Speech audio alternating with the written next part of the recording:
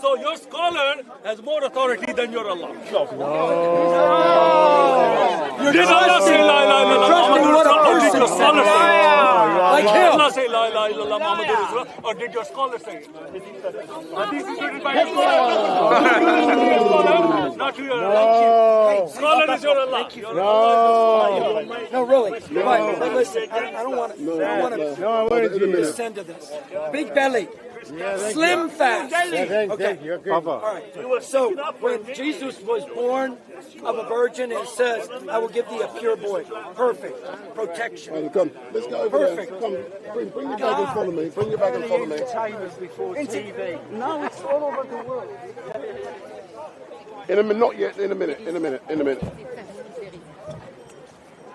So if you put your bags behind there, no one is going to take them. Trust me, nobody's going to take them.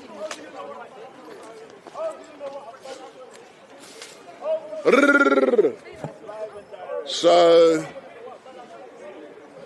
I'm late today, man. What's happening? And I'm gonna blame a young man. No.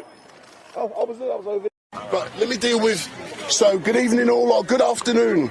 My name is Wendell Daniel, and welcome to StreetMic. And we are coming to you live and direct. Testing. From the regular Sunday mayhem down here at Speaker's Corner. And with me today, there's a special guest all the way from Manchester. And many of you will know him by the name of... How we doing? It's too tall. So what's your name, sir? My name is Baraka Amurri. How are you? So Baraka who? Amurri.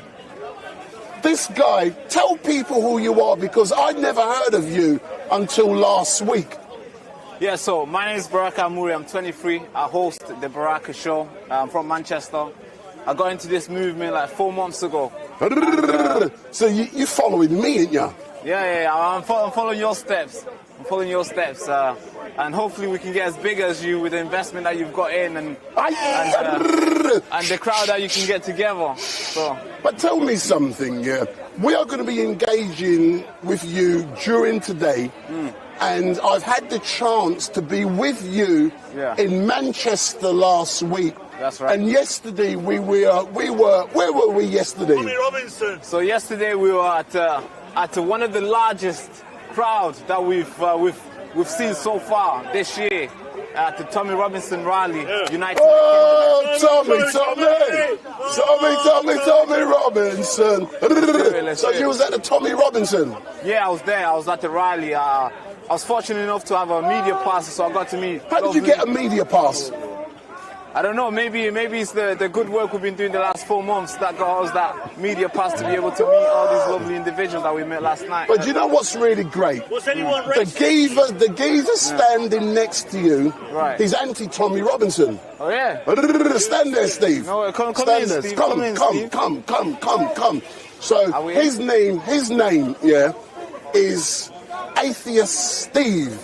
He's well known around the world. So Steve, the entire globe. So let me put a microphone on Steve. Yeah. Steve, yesterday, over 150,000 patriots. Come on, that's a wild exaggeration. I heard 300,000. 300,000. Any more higher bids? Hold on, let me set my stall out, and then you can agree or disagree. That is a wild exaggeration. It didn't fill half the Parliament Square. Come on. You wasn't there. I was actually. You wasn't there. I was in Parliament Square. You was in the wrong rally, man. Let me turn them. See what they got to learn. When I'm talking, shut up. Yeah, and I'll turn your mic, so your microphone is now off. Yeah, so I got control. You got nothing. So what I'm saying to people is, yesterday, StreetMic.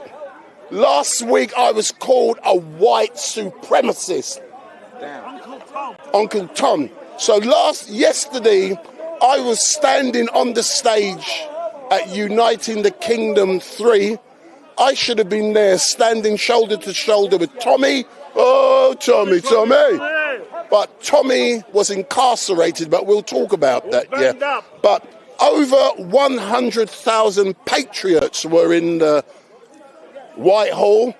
And what was it like for you to be amongst, and this guy was in the press pen right at the front with a beautiful young lady, but I had a better position than you on the stage.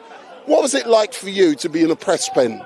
It was brilliant. It was actually so cool to see those many people together on, coming together as one, uniting the kingdom. There's no any sort of racism, there's no any sort of discrimination, colour or anything. Everybody was there as one, and we're celebrating the beautiful country that we have here. And it's important to have these kind of stuff happening around. That's correct. And Steve, that's what we need. Yeah, were you at Uniting the Kingdom hiding yesterday? I was in the vicinity of Parliament Square. Hold on. How comes you were in the vicinity of Parliament yesterday? Why did you go there specifically? I went to Parliament Square. I also went to Piccadilly. I went to Regent Street, where there was another protest. See, I told you you was at the wrong rally. I went to both. Well, the wrong rally. I was also. Look. You see the differences with the rally that Tommy Robinson had. Everybody was lovely there, and we had some couple people. Can I show you someone who wasn't lovely? Who was there? Let me show you. Give me a second. You see, your finger's shaking. You can tell he doesn't know what he's looking for. I know exactly what I'm looking for. When you went to that anti whatever they call themselves, counter protest. No, in Parliament Square. All those guys are angry. They're angry. Masked up and everything. True. I agree. Why are they angry? Why are they angry? Because they're idiots. They're far left idiots. Exactly. That's why you weren't there. Are you one of them? No, I'm not. They claim to be anti-fascist, but they're the most fascistic behaving people I've ever met in my life. Exactly. Because, and I don't know if you saw the video of when Maya Toosey went round to the left as well. Yeah. I was the one that videoed that. Oh, was it? And that's gone massive. Yeah. That's gone absolutely massive. And there was a bundle, as you saw, if you've seen the video, a bundle of white, middle-class, coloured-haired idiots screaming at a brown man, a refugee, screaming at him, calling him a fascist. I mean, how dumb can you get? Yeah, exactly. Steve, can I ask you a question? As someone who was called a white supremacist last week, that's me, StreetMic. Yeah. You had over 100,000 patriots attend an amazing event yesterday. Why do you just focus on a small element that's there to distract? Why don't you focus on the 99.9% greatness of what happened yesterday? I don't know if you're going to be able to focus on this, because this element is the leader of an organisation called Patriotic Alternative, whose name is Mark Collette. Now, if anyone is going to tell me that's an innocent man, that's not a racist man, that man's not an ethno-nationalist, I'd like to hear you. Because he is one man out of 100,000. With a big banner that was there for an hour. That was there for an hour. In the middle of Parliament Square. I'm sure there was one good guy in that. Yeah, of course. Like yourself. I'm sure. Just let me talk. I'm sure there was one good guy at that counter-protest rally. I'm sure there was one good guy. Would you say that whole group was a good people? No. No, right? So why are you focusing on one person that was at the thousands of people? I will say, to answer your point, I am sure there was probably a fair significant majority of people on the side that you are on who are good people, who do have genuine concerns about what's happening to this country. But there were individuals who are not like that. One person. And the main organiser of that group is not the saviour that many people there believe he is. Hold on, rewind, selector. Let's pull back to what this discussion is all about. It's all about uniting the kingdom, not the little group on the side. That cause, but how don't let me support the set grifter that organised that style out. Yeah, you went there yesterday. It was an amazing event. They were expecting only a handful of people to turn up. Yeah, were they? Yeah, only a handful, but 100,000+ were there. Yeah, you had amazing speakers. I'm not talking to you. There were over 100,000+ speakers there. Sorry, 100,000+ people there. Yeah, There was some amazing performers on stage, amazing speakers. I'll tell you one thing: their sound system was crap because you couldn't even hear it in the middle of Parliament Square. They did need to sort that out. Steve, I'm going to address big TVs, but the sound was awful. Steve, I'm going to address that. A minor point. No. That's the important point people have raised. I'm going to address that in a minute. But in general, what's your assessment of yesterday, Uniting the Kingdom 3? Well, there was no violence. Okay. But I didn't see any violence. I think I heard that there were 5 arrests, 3 on the Tommy side, 2 on the counter side. You see what he focuses on? Yeah. I'm just saying. That's 5 out of a lot of people on both sides. Let's talk about what was happening on the stage. I didn't see what was happening. I couldn't hear it because the sound was bad. Where were you then if you couldn't see anything, you couldn't hear anything? Where were you? Pretty much Are you talking about the wrong rally that you went to? Right bang in the middle of the grass on Parliament Square. That's about where I was standing. Smoking weed. Although having said that, yes, stank of weed. Okay, so there was a lot of people smoking weed there. What do you think of the I whole wasn't thing? one of them. What do you think of the whole thing in general? What whole thing? The whole rally. What do you think of it? Was it a good thing?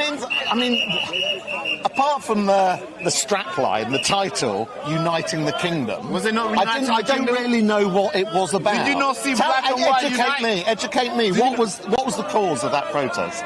It wasn't a protest. It's not whatever you want to call it. Protest, demonstration, celebration. What was the purpose of it?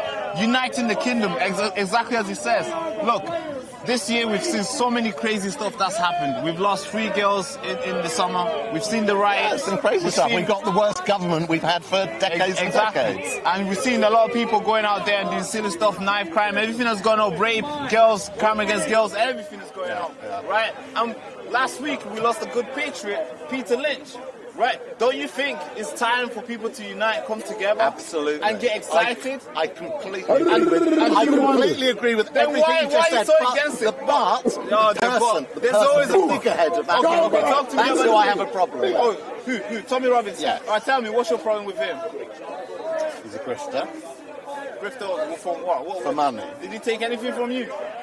I'd like to think I'm not stupid enough to give him my money. So he didn't take anything from you? But he takes the money off of people. From who? Grannies that can't afford to pay their fuel bills. Which granny has came out and said, Tommy took my money? Do you get his emails?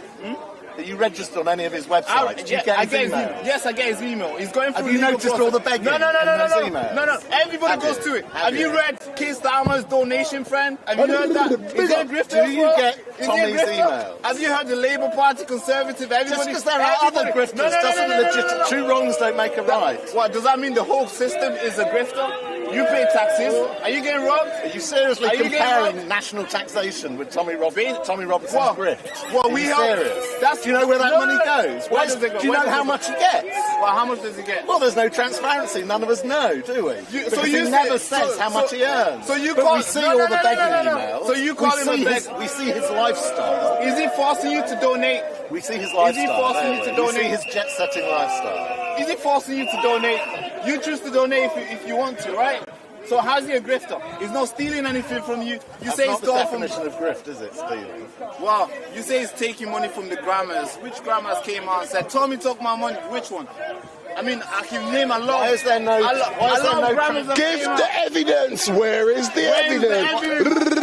Where's the evidence that all the money that he's getting is being used for anything other than... How much do you think that cost him? How much do you think that cost him? Uniting the Kingdom cost him a lot of money. And the sound system was still diabolical. Well, something that the left can't do. Well, he did it, though. He did it, though. He's done it before, and lots of people have done it. And that's why it's good to raise the money to do something like that. Uniting the Kingdom. We had Asians, whites, blacks, everybody together, excited, I agree laughing, with you on all of screaming. those Everybody was causes. excited. How are you so against that? Do you think he is the right person to lead that? I think there's a person that needs to lead, and I think he's the right person. Yes, he's doing it. And that's why he's doing it. If there was a right person, there will be one. But no, there's not. It's him. Sometimes there's no one there, is there? No one's stepping up. Don't you think it's good that he stepped up? No. I think, like, do you think Andrew Tate would be a good representative to stand up and represent the downtrodden of the world? Do you think? Your girlfriend was just shaking her head. I don't want to bring her into it. But do you think Andrew Tate is a good role model to lead us into a brighter This future? has nothing to do with Andrew Tate. No, I'm giving you another example. Do you think Andrew Tate is a good example to lead us into a brighter future? No. Right. Neither We do are I. talking And about I put Tommy Robinson. I put Tommy Robinson in completely the same ballpark as Andrew Tate. Are we talking? Not the right people to lead us into a brighter future. If you're gonna bring other individuals to bring Just around another example of a I don't need drug-taking, If you're gonna give me an example, criminal let's talk about grifter. Tommy Robinson only, all right? Tommy Robinson and the rally yesterday. Let's talk about that. Yes. So you are against Tommy Robinson. You have no proof. You say he's a grifter. You have no proof. Well, we have no there proof is for the anything. evidence of his You're emails. just He throwing sends out- hundreds of emails every month begging for money. Every video he puts out, every thing he video, organises, every it's video. always back. All right. It's the Let's same. look- let's Steve, look at hold on. the same tactic. Rebel media. I've just turned your microphones off. I'm going to ask a question. Do you believe, Steve, there is anything wrong with asking for donations, or is it the issue you have is that there is no transparency in where the donations are going? What's your issue? Let me turn the microphone back on. Am I back on? Am I back on? So I think the complete and utter lack of transparency and clarity is a huge issue, and I think that's because he's pocketing it all and he's living the life of Riley, as I've said to you before. Look at his jet-setting lifestyle. Look at the residences that he lives in. Look how he flies around the world. Look how he brings in all his mates on planes to where he is. Look at his clothes. Look at his children's clothes. Can I ask you something, Steve? Steve, no, Steve, no. His drug addiction. Steve, I would like you to at least bring some evidence or some proof. I remember a few years ago, standing in Whitehall when he did another similar thing with a stage. He arrived, he went in the Red Lion pub, he came out and his speech was slurred. He was so high on cocaine. I'm sorry, if you know what people look like, Why do you have if you know what people look like when they're cocaine addicts, you see it. You see these guys, you can't really argue with these people. You just throw out words because you can't even tell me. Well, I'm giving you my experience, my You said- insights. You said specifically every single video that Tommy Robinson put out there is begging for money. Yes. The last video he put out there, it was uniting the kingdom. Is that begging for money? And did it not come with a line at the end of it? And here's the website to give me money. Every video he puts out is inclusive of your begging. Your government is My, trying to they're not. Believe me, they're not my government. I'm sure you voted late. No, The way you I talk- voted the way Brexit. you I talk- voted reform. Not only did I vote reform, no, I stood for reform. I stood in the general election. But listen. So you say this guy is doing this, but you have no proof to show it. You're like the BBC right now. You're just throwing stuff, really? but you have no proof to say it. But, you say, but because this there's person's a complete bad lack person. of transparency, you don't have any proof to put the alternative. I do do you? have proof. How can you prove that he's not a grifter? How do you have How can you prove that he's not All right, a how do I cocaine prove? How do I addict? prove he's not a grifter? Okay, in 2021, the government, the system, they try to put him in jail. They bankrupt him. All his money through the legal process. They didn't even give him a lawyer, right? That happened in 2021. They're doing it again this year, right? Don't you think that? Can I give you an example? Is he allowed to ask donation? And if people like him Do so you much, do it? Do you do the same? if I need help and if somebody wants to help me to carry on my journalistic journey, I'll need help. You need help. I'm sure you've asked for help. Can I before. give you one scenario I'm sure you've asked for help that is before. related to where we're standing now? Where? Tommy Robinson came to speak he's come here a couple of times. The last time he came, and it was to give a box of chocolates to Hatun Tash. When he left, as he walked down that path and reached the end of that path, the police swooped in and arrested him. Why? I'm going to tell you why. Tell me. He, at the time and subsequent, Tommy made a big thing, this is more evidence of the persecution of the state and how they're always having a go at me and there was no reason to arrest me. Do you know why he was arrested that time? I'll tell you exactly why he was arrested. Tell me. And I've heard this from the police and other sources. Because they had intelligence that there was a mob of extremist Muslims coming down Edgware Road to attack Tommy Robinson. The sole reason they took him out was for his own safety, and he knew that. They informed him of that at the time. But of course, that wouldn't support his narrative, would it? For him to admit that the police arrested me just to get me out for my own safety, to protect me from this attack that was imminent, that would not have served his grifting narrative. So of course he never mentioned it, but he knew about it. The police told him, so he lies. He lies continually in order to play the victim and in order to get money. All right, I'll let you speak. Now let me speak. If you're living in a world right now where there's a group of people who will attack you for doing something, don't you think that's a wrong place to live in? What do you mean? What do you mean by this? Why do you think you got arrested? You just said he got arrested because a lot his of own safety. A lot of Muslims were coming to. Why? Why did the Muslim try to attack him? It was bad. It was bad that they were doing that. Of course it was. Exactly. Don't you think a person like that is able to ask for help and get it? If you was in that situation, would you not turn around and ask me for help? That's just one scenario. What year was that? Because I've gone through. When would that have been? For me to support Tommy Robinson, I've gone through his life.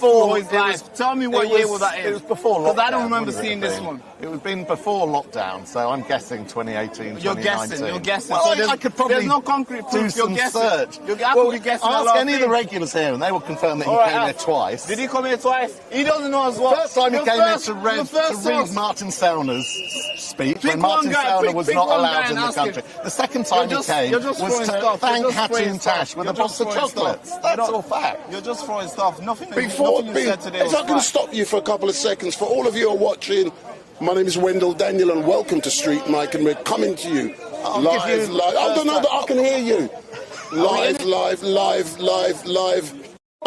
Live and direct from the regular Sunday Mayhem at Speaker's Corner.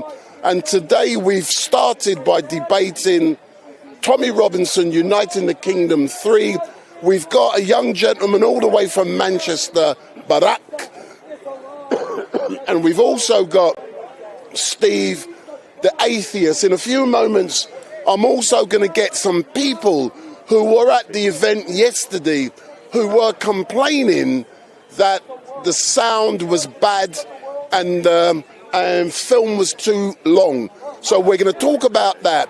But let's go back to Steve and Baraka, and they're talking about Tommy Robinson. So your microphone. So Wendell told me about you the other week, and everything I have subscribed to your channel, but I haven't started watching your videos. But what Wendell said, you're doing a great job, and I'm not criticising you or what you're doing. It sounds absolutely fantastic, and we need more people. I think this is important to have these sort of debates where we can go out there and speak our mind. Absolutely, that's what free speech is. That's why we can go around and debate. At the end of the day, we can shake hands. I can buy a beer, and you can buy me a beer. Absolutely, definitely. This is healthy. Yeah, without doubt. So, I am absolutely supportive of you and what you're doing, and it's great and it's brilliant. I'm just warning you against my perspective of that individual, Tommy Robinson. So you paint Tommy Robinson like the bad guy, but you've not actually gave me any sort of proof that this guy is the bad guy. So you said in the party reform, right? They take donations as well. Well, because they're a registered party, and they report. So that makes it okay. They don't they don't have any accountability about where the donation goes. I suppose the issue isn't the taking of money. The issue is the transparency of it. But there's no transparency if you donate to any party as well. They don't tell you where the money goes. There's no transparency. Well, there is transparency. That's a good point right there. The electoral. That is a good point right there. For example, I'm afraid you're wrong. So when I stood for election, I have to declare every penny that's donated to me, and I have to declare every penny that I spend. And that was just a war. That's so for ward election. Hold up, selector. Hold on. So there is. Hold on. Sound is good. So there is absolute transparency when it comes to the process of democracy in this country. You have to declare everything, but there have been instances people have not declared, and they still get off with it. They get away with it. So we don't know how much money is donated. Look at the current Labour government. They're doing it left, right, and centre. My point exactly. And I'm as critical as the Labour government as I am of Tommy So that's Robinson. what I'm saying. That it's not just one side. So if for you to take advantage of people. All you have to do is register as a party and take donations. That's not cool as well. Or a charity, and charities have to report their funds. Of course. And if just you or me set up a GoFundMe page as well, that's And all a lot there of to be parties seen, do isn't it? do have. But this individual doesn't do any of we're those going. things. Hey, Sada, let me come in there. Let me come in there to control the debate. So I'm now going to invite two people to join this debate, and these let them stand together. Let them no. What? No. Let them stand together. No. Barak, come here. Put your microphone on the young lady, please, and I'll control everything by. And let me do it. Keep your one on, Steve. It's a bit thick, that is. That's all right. So, Steve. Only joking. So, can you introduce yourselves, please? My name's Amanda. And I'm Jason. So, Amanda and Jason. So, Amanda and Jason, did you attend Uniting the Kingdom 3 with Tommy Robinson's crew down that white... No, leave it on, Steve. Down that white hall yesterday? Yes, we did. What was your assessment on your experiences there yesterday? I think there was more people there than I thought would have been there. I was happy with the amount of people that turned out and the diversity of the people that turned out. But it was a bit long. It went on a bit too long. I didn't think there was I was disappointed on the amount of people what turned up. I think there should have been. You know, the half the nation should have been there for me. But half of the nation, in your assessment, should have been there. But the fact was, I say 100,000. I don't know.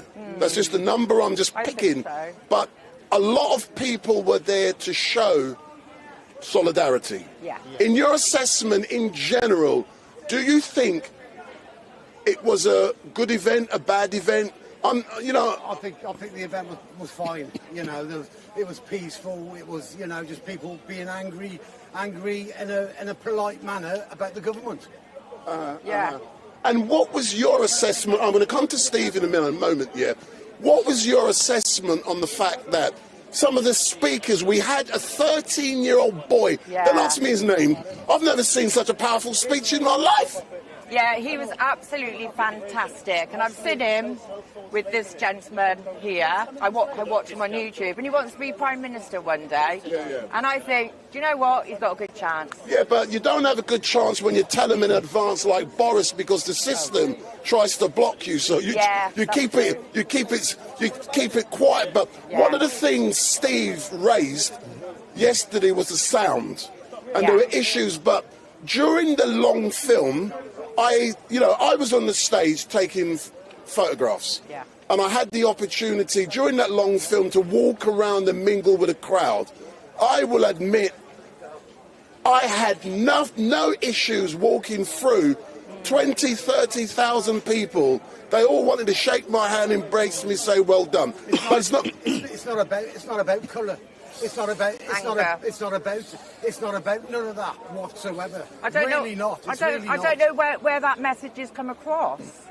No, but the point being, the government are trying to divide us all. Yeah. You know, it's not the government; it's a people above the government. Yeah, but it ain't Starmer. It's people. There's a level of people running the country above that. Yeah, but we are able to prove that those people above us are talking bullshit. Yeah. But Exactly. when I walked through that crowd as a black man yesterday, I didn't feel no fear. I felt zero.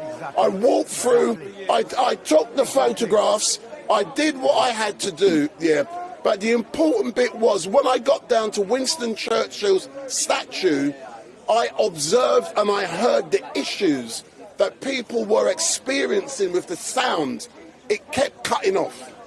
Yeah, we didn't experience that No, at all. I mean, obviously there was a technical fault along the way. Unless it was interfered with. Yeah, but how did the long 1.5 hour film affect you? That would have been too much for us because we've been standing a long time anyway. So it was probably too long for us. But we got to watch it. We got to watch it when we got in on the night. But I want you to look into the camera. Then I'm going to come to Steve. Tommy Robinson's team will be watching this. Tell them what you think of how it all went, and was it a great event? And what recommendations would you make to make it better next time? I think they've done a fantastic job galvanizing the people. They put on a good. No, mate. I'm not a racist. I'm not a racist. I'm not a racist. No, sir. I'm not a racist. Sir, don't be distracted. I permit people to say what they want to say. So going back, don't listen to him. Going back to the question, what was your assessment of how good it was or bad it was? What recommendations would you make? Probably make it a bit shorter, the actual film. I don't know what else really. You know, speakers on the stage need to be a bit more diverse. You know, and a bit more vibrant. It needs to be a bit more vibrant than that. A bit more upbeat. Yeah. It really did make me laugh when the 13-year-old came on. It was brilliant. We never particularly came for Tommy. We came to support, you know, the movement. The movement, basically. You know, the British movement, not Tommy. You know, he's part of it. For me, it wasn't Tommy. For me, it was just, you know, the state of the country is, you know, it's declining fast. So in summary, you think it was a great event. They need to improve the sound, the content. The videos should not be as long, but in general, you are happy. Steady. Yeah. Anyways, I'd say mediocre. I'd say the day was mediocre for me. Yeah, all right then. I liked it. I was expecting. I'm now going to allow the gentleman behind me to have his say, because he knows I believe in freedom of speech. Yeah. So do not be offended by him. This is Speaker's Corner. I get called a coon, a wog, a nigger. It don't bother me. Chuck all of that at me. This is Speaker's Corner. They can say what they want. So go around, sir. Say what you want. Off camera, I'll speak to you off camera. No, let's talk. No. You can stay there. I'm not going to show you. Okay. Listen to me. All I'm going to say is one thing. Anyone who supports Tommy Robinson is a fascist far-right hooligan. Now, I'm going to say... Do these two look like that?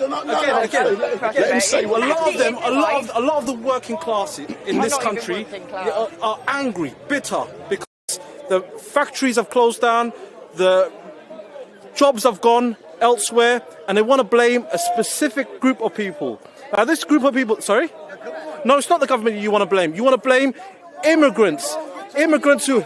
Tommy Robinson. I'm telling you, it's the government we blame. It's nothing to do with Tommy Robinson. They're doing it to us. They're doing it to you. Nothing to do with Tommy Robinson. I was born here. I'm not an immigrant. I was born here, by the way. So was I. You just said it was Muslim. They're doing it to us. No. They're doing it to us. I disagree. The government. What have the government done? Labour is good. The Conservatives, listen to me. The Conservatives are the ones who... Wait. The Conservatives are the ones who read the news. The Conservatives are Labour. Their policies are 10 times better than the Conservatives who have... Which policies is that? Stopping the winter fuel. Since 2010. Which policies? What have they done? Are we talking about Tommy Robinson or not, or do you want me to move on? Go back to Tommy Robinson. Why do you love Tommy so much? Tommy Robinson is a fascist, anti-Islamic bigot. Now, what he spews, the anti-Islamic words that he uses every single day in his YouTube channels. He's been taken off YouTube, but those channels that he appears in are very derogatory. As a Muslim in this country, I fear. Does Tommy Robinson hate Muslims or some Muslims who have been doing certain things in places like Rochdale, Telford? There are criminals in all races. If he's going to call out those criminals, I'm for it. Yeah. But all he does is he blames Islam and Muslims, all Muslims. But do you know why he's blamed them? Why he's blamed them? He hasn't mentioned any names. Wait, he hasn't mentioned any names. Do you know, answer my question, do you know why Tommy Robinson has been raising awareness of what's been going on in Telford, Roxton? Do you know specifically why? I know the reasons why. There are criminals there. Criminals there that are in gangs who... Did it happen to his family? I don't have much knowledge about that. But all It happened to his family. Okay, a lot of things have happened. Negative things have happened to all of our families. So he wanted but I'm to not do going to say something about this group it. of people are this and this and this and that. Look, He's got Muslim friends. He's got he doesn't. He doesn't. He gets paid. Yes, He gets paid by external agencies. Which external He agencies? gets paid by external agencies. Which? Think tanks. Think tanks? Yes. Which that think pay tanks him. are paying? No, he doesn't. Can you name any? Do you know something? Can I ask you something, sir?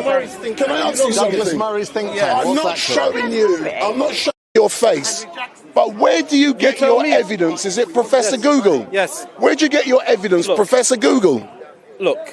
I've no? grown up with Tommy Robinson and his ilk. I know What do you mean, him? Have you grown up with Tommy? Yes, I've grown up What, with him. in? Not with him. Where have you grown up with his ilk? Okay. Where? I know a lot of people that have come from. That's Luton. not my question. No, wait. I know a lot of people that have come who have lived in Luton, that know him personally.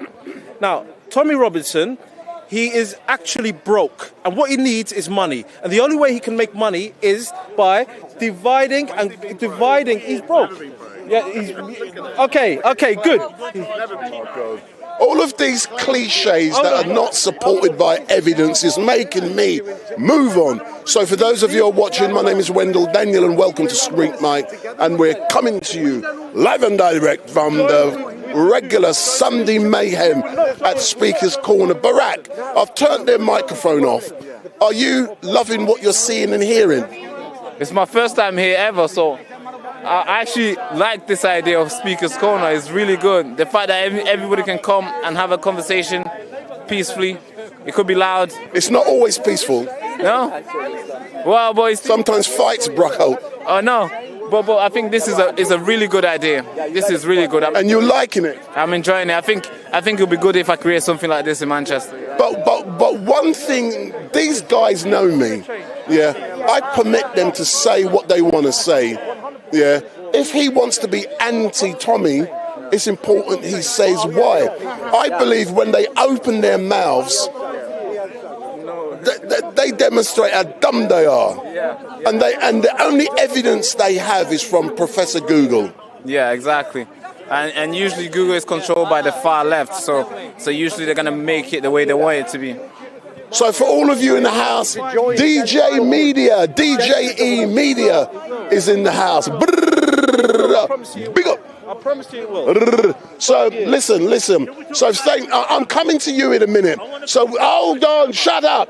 So I'm enjoying the debate so far. Have you enjoyed the discussion? Yes, Very much so. Thank you very much. Excellent. Thanks a lot. Thank you for listening. No problem. But this is Speaker's Corner. You got the right to say what you want to say. This man here, listen to him. He's a heckler.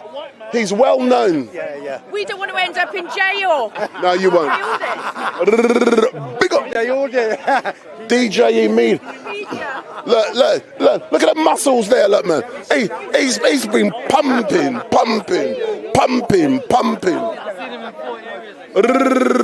So, thanks a lot.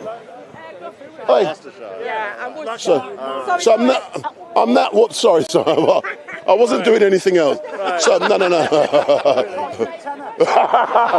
I'll do it twice. Big up, Street.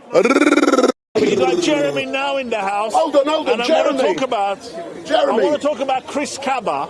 Right? No, hold on. Yes. We're going to talk about Chris Kaba in a moment. Yes. It's next. But before we talk about Chris Kaba, there is a man who's meant to be watching. His name is Ken Hines. So Ken Hines, if you are watching, and the guy I'm going to ring in a minute, he's a heavyweight. Yeah, this guy, anytime there's shootings or knife crime, the media rings him, and I'm going to ring him in a minute. So, sir, we're live and direct. So, Steve, in regards to Tommy Robinson, then we'll come into you. Anything to say before we close? Then we're going to talk about Chris Kaba. A lot of what was just said I completely agree with. This country's in a dire state. We've got the worst government practically since records began. You know, what Starmer and his bunch of clowns are doing is so diabolical on every single front. So yeah, people are very, very worried, and there's a lot that's broken in this country. I mean, it's hard to think of anything in this country that isn't broken, quite frankly. Even Are you broken? Are you broken? Well, sometimes. His spirit is broken. You've got a box of tissues. No, but my point is, as broken as this country is, and as much healing and mending and reform, they need, big R or little r, this country needs. Tommy Robinson is never the answer to this country. Never the answer to this country. How about Nigel Farage? What about Nigel? But I'm not saying that. Like you've seen it. You've witnessed it yourself. He and his group are not racist. You were completely welcome there as a blackface, as was Baraka and as was a number of others. Yes. But we can't deny there were one or two very racist people there. For example, Mark Collette. There were alcoholics. And those so-called ethnats come out like vultures whenever Tommy Robinson is in jail. Because to give Tommy some credit, he does battle to keep those racists out of his movement. So credit to him for that. But whenever he goes in jail, they are out like vultures. And that's exactly why Mark Collette was out yesterday. Is that why you was out yesterday? No, it was not. You went out yesterday. I didn't even know he was going to be there. They are like vultures for the money, because they know how much money Tommy is making, and they want a piece of that pie. That's why they come out like vultures. They want the money, and they want the voter base. So it's not the answer. So thank you very much. We're now going to speak about Chris Kaba. So hold on, stay there. So Baraka, got there. We're now going to speak about Chris Kaba. Let me set my stall out first, yeah? Go down. Do you want to start from the beginning? No, let me set my stall out. Don't talk, because people can hear. So for those of you who are watching, my name is Wendell Daniel, and welcome to StreetMic. And we are coming to you live and direct from the regular Sunday mayhem at Speaker's Corner. And we're now going to talk about Chris Kaba. Yes. And for those of you who do not know, Chris Kaba is the young gentleman who was shot and killed by the Metropolitan Police in Croydon on the 5th of September 3 years, I think 2 years ago. No, you attended his vigil, you should know. Let me set my stall out. So he was shot and killed by a firearms officer who was, shut up, who was later named, he was NX121. I'm turning your microphone off. Yeah, your microphone is now off. Yeah. So he was shot and killed by Officer NX121. After Officer NX121 shot and killed him, eventually he was charged. No one can hear you. Eventually Officer NX121 was charged with murder, and eventually also his name was released, and his name is Martin Blake. So 3 weeks ago, Martin Blake stood trial for murder at the Old Bailey. And in a few moments, I'm going to be calling Ken Hines. So Ken Hines, get ready. So I attended the trial on a number of occasions, and last Monday the judge directed the jury legally in the matters they had to take into consideration, and eventually the jury went out and they returned a verdict of not guilty of murder. That's the facts. So I'm now going to invite people to comment on the fact that either Chris Kaba was shot and killed or Martin Blake was found not guilty. Which one do you want to discuss? I want to discuss the criminal life of Chris Kaba. So, over to you. Over to me. First of all, let me tell you something. The British public were fooled, were absolutely, hoodwinked about his criminal past. Now, that is bang out of order. Now, I didn't know, because StreetMic was following Chris Kaba's story for 2 years, ever since he was shot. A bit like Mark Duggan. He was a bad boy, right? He was a gangster. He was killing black people. So then the white community, the white police did actually a favor to the black community by taking this guy out. Because had he gone forward, he would have killed a lot more black people. I agree with So that. Black Lives Matter. So I think we're meant to disagree here, but somehow I agree with your thing. Because here's the thing that we have to maybe address, right? Black on black crime happens nearly every single day. And that is not reported the way it's reported when a white person kills a black person. They make it seem like the next, the next George Floyd type of situation where the Black Lives Matter thing want to run with, and every single moment that they get, they want to capitalize and make more donation and just call more harms into the street. So, if that guy was alive, he could have. The people that he would be killing is black people. I mean, the only person I have really respect for is Stephen Lawrence and his family, and the other guy who died at 9 years old he was basically stabbed in the thigh. I can't remember his name. I mean, I got respect for him. Yeah. You're a liar. Yeah. Now, Mark Duggan. Yeah. George Floyd was also a bad boy. He wasn't an angel. He wasn't basically any asset to the black community, nor was Chris Kaba. But then we were hoodwinked. Chris Kaba's family were gagging the judicial system from releasing his criminal past for people to see that this trial is not going to be prejudiced. But to be honest with you, I think the public has the right to know that we're dealing with a gangster here. We're not dealing with an angel. Can I come in? Yeah. One thing I love about Speaker's Corner is that I believe in freedom of speech, and I permit people to say what they want to say uninterrupted.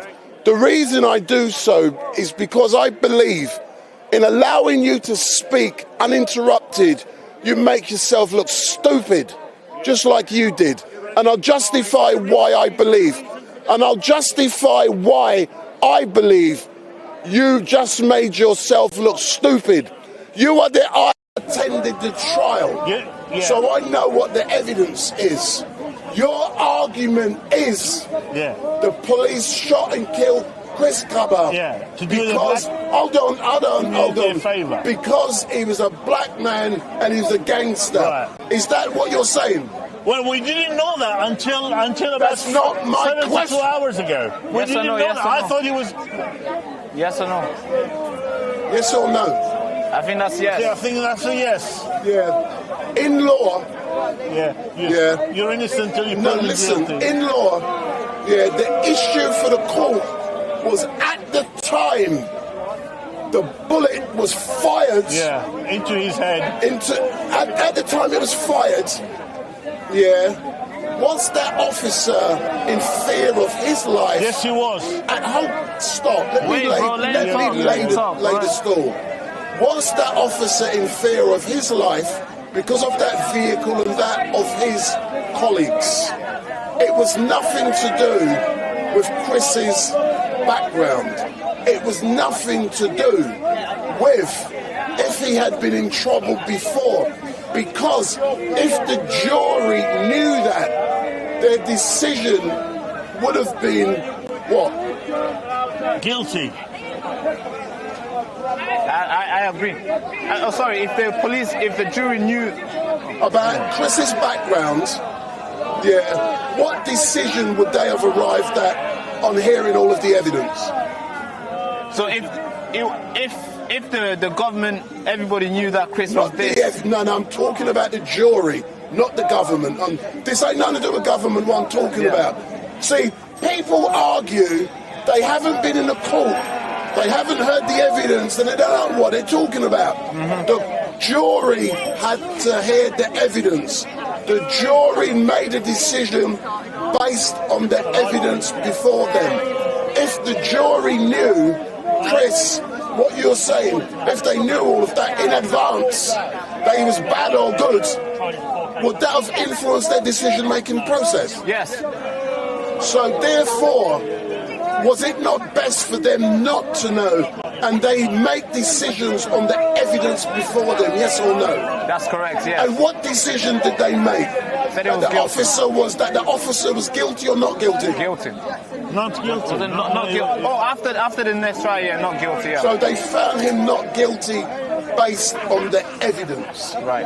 And that evidence they receive was nothing what you're discussing. No, but at the end of the day, we got precedents in this case. I mean, if he's killed you now, of Stephen Silcott, Mark Duggan, right?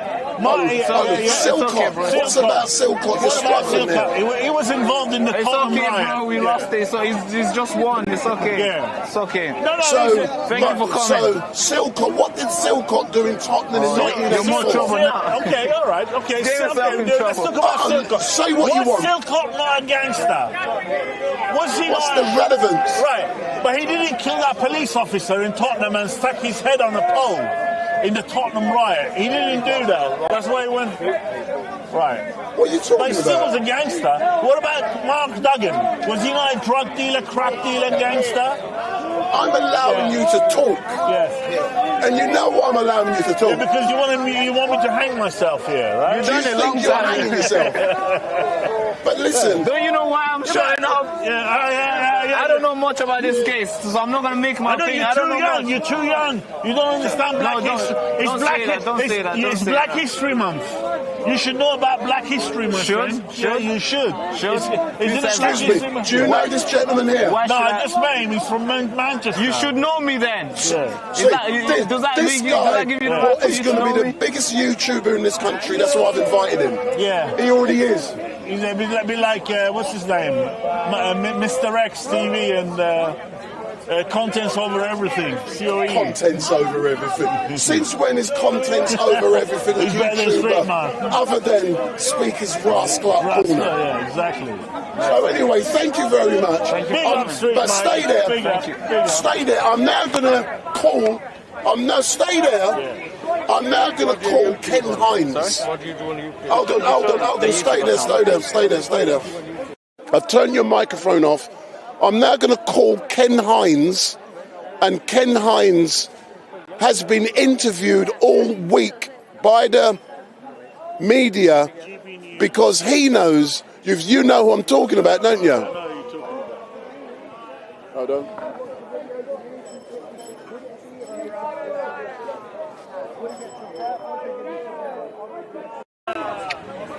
Ken! Hello. Hey, just to let you know, I'm live and direct at Speaker's Corner. We're currently just talking about Chris Kaba. You have had the opportunity to be interviewed all week in regards to the outcome of the trial, yes or no? Yes, I have. I've done quite a number of interviews on this. Can you tell me which TV or radio stations interviewed you? Yeah, GB News, Talk TV, LBC, Radio London, to name a few. Yeah, so they interviewed you. Why? Tell me more about your background so that people know. Why did they want to talk to you about gun crime and knife crime? Because for many years I have been involved in tackling knife crime, not actually being a conflict engagement specialist, where I got called in when there was serious violence, particularly in the black community, by Operation Trident. I've been a mediator. I'm also a mentor to some of these young people, and I'm also, as I said, a conflict engagement specialist, stepping in, stopping confrontation turning to violence. On top of all that, I'm also the chair of the Harrogate Independent Stop and Search Monitoring Group. Right then, so let's talk specifically about Chris Kaba. What is your views on the fact that officer has been found guilty by the jury. Not guilty. He's found Sorry, not guilty. sorry, there's a Freudian slip. Not guilty by the jury. Well, first of all, I felt that the jury's hands were tied. I was astounded that CPS brought a charge of murder when previously 83 previous police engagements has never led to one officer's being found guilty of anything. So my thing is simply this: the CPS would have realised that even though it might have met the threshold for a murder charge, what would have been the likely outcome of getting a positive outcome from 12 jurors, and it would have been nil. So they would have had to try and find another avenue in order to get a positive outcome. My thing is simply this: they misled the public and then misled the family, raised the expectation I said, without having any kind of real prospect as to how they were going to do that, make it happen. So when my only surprise was it took them as long as 3 hours to find him not guilty. I thought they'd have done that a lot quicker, right? Because once the officer had made the claim that he felt his life, his belief, his life or his colleague's life was in danger, he's met the threshold to not guilty for reasonable doubt. You can't get into his head. Unlike I believe if it went down the civil route of probability, then you can start questioning what was in his head. That's what we could have done. Start questioning the reasonableness of his action or inaction. But as it stands, you can't do that in a criminal case. So yes, even though you had a mixed jury of 9 whites and 3 non-whites, it doesn't matter what the jury made that would have been. If they're following strictly the law, that's the only outcome they can come with. Right? My thing is, the officer acted, he openly acted. It won't be the first time he would exhibit this kind of malpractice. His colleague would be aware about his volatility and his inability to be having his finger on the trigger in such circumstances. It could have been you and I in that car, and we would end up with the same result. I've seen it time and time again because I've been caught up in the police machinery. I've seen how they use it to rubbish the name of the victim. The person is no longer here to defend. You know, my thing is, if they had so much intel on I honestly believe that they knew who they were targeting, but for some reason they're misleading us to saying that they know who was in the car. Yeah. I hear you, sir. Where do you believe the family go from here? Look, whatever the family do, they have an uphill battle. And the way that they purposely put this information around how he's got into the club and he shot this person, and some people now got him down as a murderer. And so the family now has got to, I don't know what offence you would call it, but they've got to do something with the public to get the public back on side. Because many of the public would have been dissuaded after what was revealed, after the embargo was lifted. And the way that it has now played out, like for all his sundries, that this was somebody that we should be much fearful of. We've got to realise this is a tried and tested thing by the police to always put things out there to gaslight the community. Yeah. A question for you, Ken. Ken, a question for you. Yeah. Does this case not set a precedent that in the future, if someone is driving a car, the police are now justified to shoot them because they believe their lives and the lives of their colleagues are now in danger? Yes or no? that's always been there. It's always been there. It's nothing changed. It's very similar to the Mark Duggan situation where he had a BlackBerry. So the police have got that lethal force and has got the power to back them. Now, what they've also got now is anonymity to go with that. Because why it's so important to name and shame, to name the police who commit these acts, is that other people may come out the woodwork to tell you other things, the damning things about the police, that police nature. Yeah. What you did in this case. I hear you. Yeah? But Ken, as normal, thank you very much, and I'll call you tonight. Okay, thank you very much. Adam, thanks a lot. So the person I was just speaking to, his name is Ken. If anyone gets shot or stabbed, the police, the media, they ring Ken, and Ken is the person who gives an opinion. I know people, if the police, when they're going back to Tommy Robinson, we're told that Tommy was arrested for terrorism because he wouldn't give his mobile. Did you know that? He wouldn't give his PIN number on his mobile. You ain't getting my PIN number. I got people, man. I know people. So all I will say, Barak, come. Have you enjoyed so far Speaker's Corner? Yeah, I've enjoyed it so far. I mean, we've only been here for like a couple minutes, maybe an hour or so, and it's been very good. Yeah. What have you learnt? I've learned that this is a place where everybody that have an opinion can come and just speak out freely. I've heard that maybe violence can happen. I've not seen any, but you can tell with the language it does happen. And it gets passionate. But yeah, it's good to have this sort of thing where you can come out here and speak, And that's what the country needs. And it's good if we can have this kind of thing happening in every single city. I think there'll be a lot more peaceful than there is today. Can I use my experience and suggest something? Yeah, of course. There's a man over there on the right-hand side called Uncle Omar. I would advise you to go and listen and engage with Uncle Omar. Right. Yeah. I like Omar, but I've banned him from my channel forever. Yeah. Because of his behaviour. I get on with Omar, but if he'll call you a coon, a wog, a nigger, all kind of stuff. But I don't care because this is Speaker's Corner. Yeah, that's right. And he's got the right to say it. Yeah. But some of the things, I got no problem with him calling me that.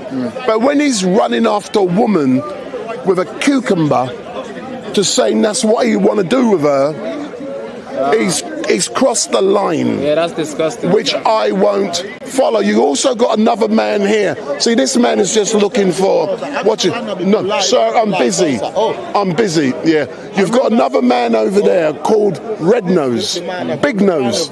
He's over there with a red hat. He's another performer. You've got the cowboy just here. And normally after 3-4 o'clock, you've got the heavyweight Muslims. Yeah. They're normally in bed. They're out early in the, they don't come down early. But I engage with them. There's also a brother that's normally over there called Danny Shine. And he believes, Big Nose! Get Big Nose. And he believes, Big Nose! He believes, that men should not be permitted to breed. He believes that what you got under your trousers is a weapon of mass destruction. Yeah, so they're trying to do what they did to Iraq to me. It's not good, man. Hey, stay there. Wow. Hold on. Go and engage with them. Talk to the people. So I've only been here for an hour also, and somehow I'm taking over. Right, man. So can I just see myself while Let me turn the volume down slightly. Go on, no, don't touch him. Carry on. Good. So, as you guys already know, I've said it multiple times, this is my first time at the Speaker's Corner. It was tricky to get here, because I'm not from London, I'm from Manchester. And I've been there. Oh, you're from Manchester as well? Yeah, see? Yeah, Manchester, man. Mancunian all the way. Salford is where my heart is. Listen, so, being here is actually so cool. Like, I don't know I'm sure there's some history into this. I'm going to look into this after this live. But if we can have a speaker's corner in every single big city, like Birmingham, Manchester, or Liverpool maybe, and all those kind of cities, Leicester, I think it would be really cool, where people can come together and share their opinion. Look at the crowd. There's so many things happening. There's a guy sitting there giving his opinion. There's a guy sitting there. There's so many things happening. And I think that's good. That's why the country. There's Muslims here, there's atheists here. Yeah, there's Muslim, Christians, atheists, agnostics, whatever religion you can call under the sun. There's different genders. Everybody's arguing. Everybody's sharing opinion, facts, whatever. And it's really good. And it's really good. Yeah, you want to come in? You attended the march yesterday? No. So I was at the march yesterday. Was you there? I was there. Yes. What do you think of the march yesterday? Are we in the cup? Very peaceful. But I was offered a question. I was offered a question. Why was I there as a black person, as a person from the Caribbean? Why are you there? Why you're a white person? Why were you there at that march? Yeah, because I know the fundamental values of this country, right? And that's what we stand for. That's why we have so many different religions coming here, because we offer peace through Jesus Christ, and through what we offer as peace foundations of society. Right. So we come here to represent that. Right. This country is a country of unity, and everybody here can live here as a melting pot. Yeah. And that march was to support that. Yeah. We're not here. I didn't go out there marching against. Yeah, against it. What you call racist people. Yeah, racist or Islam or anything. You went there to I didn't show attend peace. that march because I'm a racist. Yeah. Because my friend said to me, "You going to Tommy Robinson march?" He said there's going to be a lot of racist people there. Yeah. I said you need to do an investigation. Yeah, you need to go there yourself. You have to go yourself. And I asked him one question. Give me one statement that Tommy Robinson said that was racist. They don't know. What did they say? Did they say anything? Can't say anything. They can't be the first one because nobody has ever said anything. I Nobody has facts. I also implement to him that if you have on Doc Martens, come on. If you have on Doc Martens, bomber coat, if you come with that skinhead old attitude, you will not be allowed into the crowd. So there's no racism. That was a patriotic march. Yeah. And the reason why I joined that march because my grandfather is what we call Windrush. Windrush generation. Right. So my grandfather came here, he fought in the war. Oh yeah? Yes. And then obviously he came back and helped build the country after the war. Yeah. So we have ancestors here. My aunties, cousins, London to Manchester. Everybody here. So that's what I come to that march for. To represent Britain. So are we in the cut? Just making sure we're in the cut. Daniel, are we in the cut, yeah? Just want to make sure. So your parents and your grandparents have contributed here. They fought in the war. And they've done so many things to build this country for what it is today. And don't you think it would be so weird for people to say you are supporting the racist? Yeah. Don't you think that would be very disingenuous for the grandparents who fought in the war? What would you say to those people? I would say to them, first thing first, I raised them very conservative. I raised two white people in my family in Barbados. Two pictures of white people on the wall in my country, my grandfather's house. Right. The first one was the Queen. The second one was Margaret Thatcher. And I was like, that's really cool. I was like crazy at the time because I was more. I call myself a centralist. So I'm not on the left, I'm not on the right. No, you're just in the middle. I'm in the middle. You question everything. Yes, I question everything, and I stand centrals for Christ. Right. But what I see has been happening with this country is that people have been coming here. Not for legitimate reasons. And then they're trying to change the whole society. Why do you think the British government and the British people are so soft to let people walking into their country will not identify themselves, and somehow they get all these benefits for free without contributing anything? And for the sake, they don't even have any documents. Why do you think the British government is so weak and so soft to let that happen for years? My answer to that is very deep. Tell me, man. Let's go as deep as possible, because the nation needs to know. Slavery is very deep because I place it on slavery. Right. Every country's economy gets bigger because of immigrants. Right. Immigrants. If there was no immigrants here, the country would die. Right. So they want to allow certain amount in. They have to allow a certain amount in. Right. Obviously we have the United Nations Convention on Human Rights as well, and for refugees. So we have that part we have to do as well. But there's a reason why they let them all in. What is the reason why they're letting people, undocumented people? I'm sure there's somebody in India who's working hard, trying to save his money so he can get a visa, so he can come to London and hustle and make money for himself and help his family. I'm sure there's a lot of people like that. But if we just let anybody who comes in the boat, straight away, settling in, without contributing anything, don't you think it's disingenuous for the people who work hard, who buy a visa, like right now, my girlfriend right there, she's on a visa. So her visa is gonna end soon. She's gonna have to renew that visa.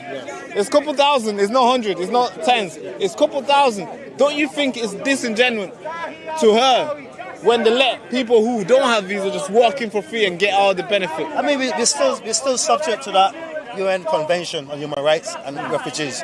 So we have to play our part in there. Can I come in here 30 seconds? Yeah, come in. I'm teaching Baraka something, yeah? When you got microphones, you don't have to do what he's doing.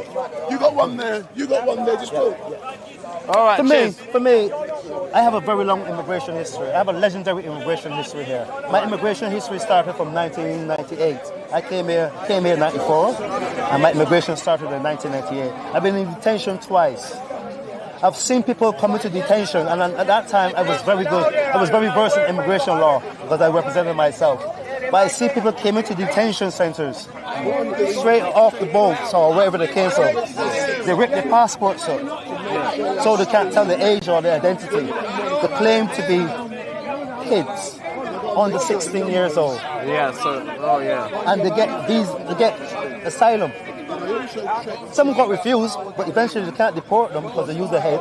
And they got, those people are coming in and, like you say, are taking advantage of the system. They're taking advantage of our love that we're offering. Because we are offering peace to people to come here. Yeah. We don't want people to come here and try to change our society. Yeah. Because you're running from a society, you're running from a former whatever reasons in your country, and you come here and then you want to bring those values here. We have different values here, and when they come to this country, they should respect English values. So if I can come in there, we are having an amazing debate, but I'm going to move on because there's so much happening. You two can carry on your discussions, but are you enjoying it, sir? Yes, I am, and I also enjoyed yesterday. He's from Manchester, this guy. Yes, sir. Oh, you know him? No. Same country. It's from Manchester. It's good to see that. Someone's got to come from Manchester, but thanks a lot. Okay. Thank you so much. Thank you very much. Thank you for coming in. Yeah, but I've been through immigration. I spent 6 months in immigration detention. I was married to 2 English women. Yeah. You know what I'm getting deported for, or trying to deport me for? They're trying to deport you? Driving offences. What offences? Driving offences. Driving offences. Driving offences. The biggest one is driving while disqualified. So you can imagine why it's that much. Because people are getting coming into this country that have big criminal records. And they're committing biggest crimes, and they're still here. Yeah. Me who commit a vote next week, on Monday or Tuesday, 9th of November, Guy-Fawkes is repeating the election. You stand there for that, are you standing? God is going to raise up a new president, Donald J. Trump, who's going to take over on the 6th of November, and he's going to make America great. So for those of you who are watching, my name is Wendell Daniel, and we're now going to chat to this rebel, this Donald Trump supporter. Here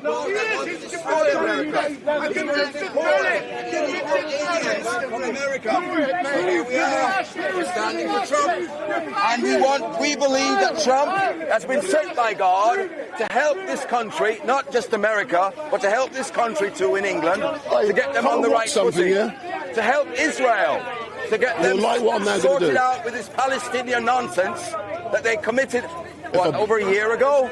Yeah, you sort out the children in the playground. So that's what we're here about. You seem very passionate. Oh, yes. Do you know many friends in America who were personally affected by the election? Well, yes, my mother lives in America. You've got to react, man. So therefore she's going to be affected by the election. but I have friends in America there's a million things who going on really at are once. tired of people saying something and doing something different. That is Kamala Harris. She does not know where she wants. She doesn't know where she's going. She doesn't believe in anything. You look at her interviews. You look on her town halls. You look on everything that she has said, and there is no substance in what she says. She doesn't know what's going to happen in the next year. So we can't trust a woman that does not have the love for her country. She doesn't have that love for the country. She has an agenda to bring in communism, Marxism into America. And she doesn't care about the people, really. She only cares about her political status. So Donald Trump loves the people, and if anybody knows that, they might call him a rapist, they might call him whatever he is, they've indicted him, they've almost killed the man, but he still stands up. Fight, fight, fight. So we're standing with a man who's brave. We're standing with a man who loves America. We're standing with a man who wants the best for the people of his own country before everybody else. I like that kind of man. I wish our Prime Minister had the same attitude. So we're standing, this is an international situation. I'm not an American, but I love what he's doing and I will promote his work. So that's my thoughts, yeah. What made you start believing and following Trump, like what he believes in? Well, you know, Trump has certain ideals. He wants, first of all, he wants to make America a country that it has the potential to be. When you see a businessman coming out of his own comfort zone to want to run, when they've asked him over 40 years ago, would he run for president? We had Oprah Winfrey. We had other people saying he should run. But as soon as he started to run, he made a lot of enemies. We know that. But he was never an enemy. The black people loved him. The Hispanics loved him. The Latinos loved him. Everybody loved Trump until he ran for president. And the Democrats put up a witch hunt against him. Decided to indict him. Decided to try and kill him. Wow. He must be a consequential president because, and I thought, you know what, I want to follow somebody because my real president is Jesus Christ. And because I follow Jesus, I look for somebody who patterns after Jesus. And you know what the closest I see at the moment? Donald Trump. He's given his life for the people. He took a bullet for the people. Jesus died on the cross for us.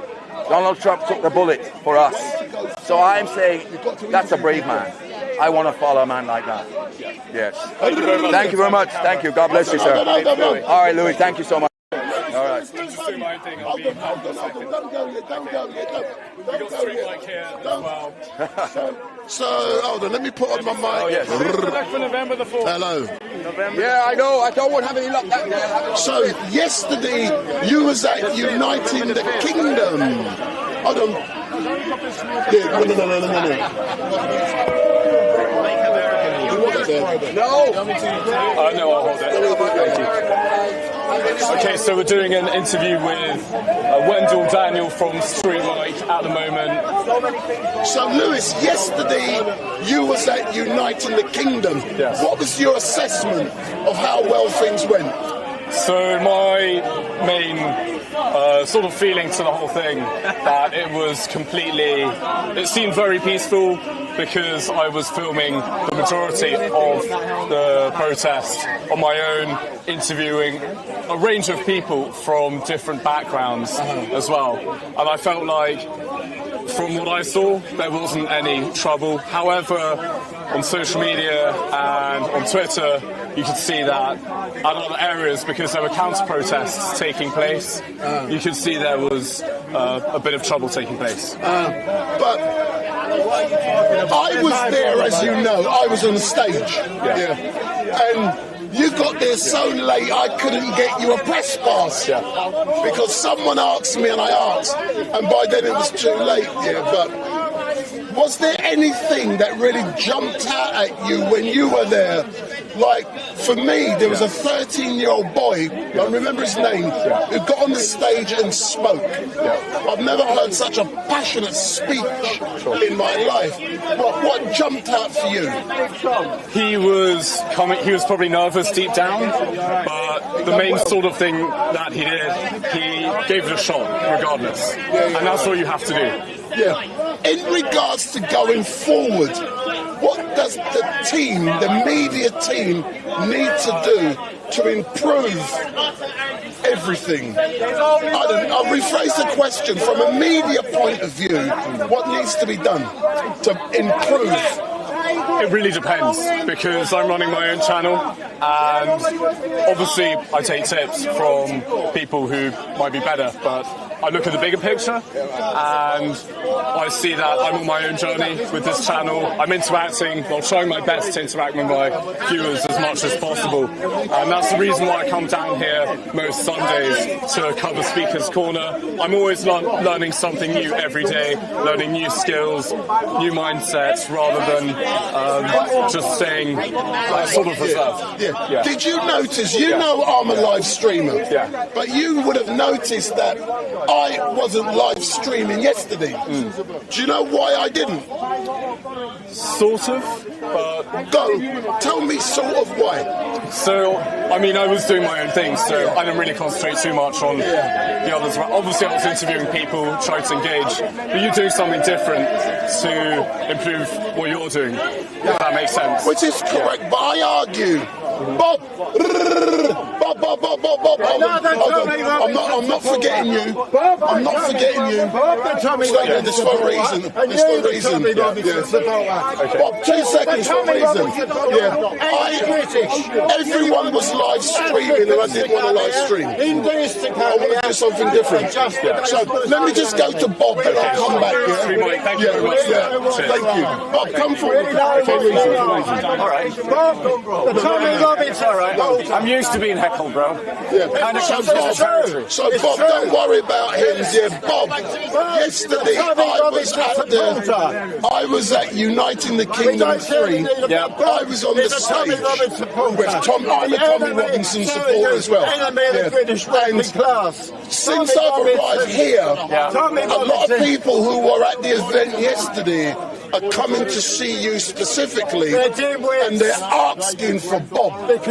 Why do people, Bob, love you so much? Because they're very simple. Brother, I have no answer to that question. I think it's because I'm willing to say things that a lot of people are thinking, and I'm willing to talk about a lot of issues that people want to talk about and want to air. And so I've become a bit of a lightning rod for a lot of thoughts that are out there in society. Now, some people, they ascribe to me views that I don't have, and they think that I'm on their side. Others, they understand, and they feel that I'm able to articulate in words that they don't have thoughts that they want to express but couldn't express themselves, and I think that's possibly the reason, because that tends to be what happens here at Speaker's Corner, is that it becomes it has and can become a lightning rod for the public debate that is not being had, because public debate in the UK outside of Speaker's Corner is being suppressed. I just want to introduce you to 2 people. This young gentleman here, his name is Baraka. Nice to meet you, Baraka. He's going to be the biggest person on YouTube in the future. Okay. So that's what I want to introduce.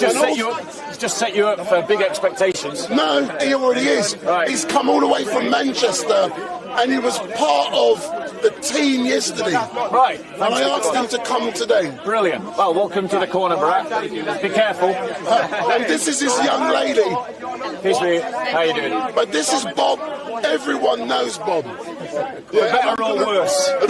Not everybody likes knowing Bob, you know. But I look forward to interviewing you. Do you want to do it now? Do you want to do it now? Yeah, let's do it now. I'm right here. Bob gets pissed off every time he walks in. Excuse my language. I stop him, don't I? You do. But you feel free to go ahead with. So can we do some politics? Do it.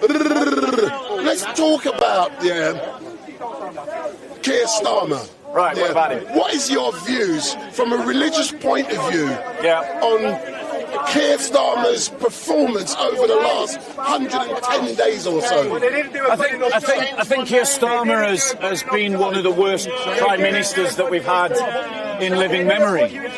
His honeymoon with the British public lasted all of a day, and he wants to be. It seems to me that him and the Labour Party want to be like a Trudeau-style dictatorship. They want to be a Trudeau-style kind of tyrant, and they're behaving that way in the way that they've captured our courts, captured our police, and they've politicised institutions to their own political ends. The reason why they're coming down so hard on reform voters who protested, some illegally but most legally, but the reason why they've come down so hard on them is because those are working class people that have refused to vote at Labour. And because they've refused to vote Labour, Labour is now punishing them. You know, everything that those protesters have done was done by the people in Leeds, the gypsies in Leeds. It's all right. It's just, bro, it comes with the territory. It's perfectly fine. Everyone's allowed to heckle, right? So the kind of things that we saw around the country in the anti-illegal migration protests was preceded by what happened in Leeds, but the state didn't clamp down in the same way. I've had 3 conversations with 3 police workers, 2 serving police officers of the Met Police. They've all told me independently from one another that the police are policing differently different communities. It is. Thank you very much. It is. So, for example, they're policing Muslims differently, and I'll give you an example of that. We saw during the anti-immigration protests a mob of Muslims stirred up by Nick Lowell's of Hope Not Hate, which is a hate group, stirred up to be carrying machetes and swords and knives openly in the street. The police arrested no one and have arrested no one. How is that not a criminal offence? So we've got a situation where we are being policed differently based upon which group we belong to. Do you want to ask another question, or are you asking questions? No. So, Bob, let's talk about, I'm just looking in here. Yesterday also, as you know, you've just spoken about 2-tier policing, but yesterday we had Uniting the Kingdom 3 with Tommy Robinson. Yeah. On the 1st of June, I think it was, you were on the stage, you were invited on the stage by Tommy Robinson. What is your assessment on the fact that tomorrow he is going to be in court, charged with an offence? What do you have to say? So the truth is, because there's a legal process going on with Tommy Robinson, it's very hard to commentate, because you're not allowed to commentate on live proceedings. But I think it's we don't know the details. We're not arguing the details. But I think it's sufficient for me to say that I think Tommy Robinson is a folk hero of working class English folk around the country.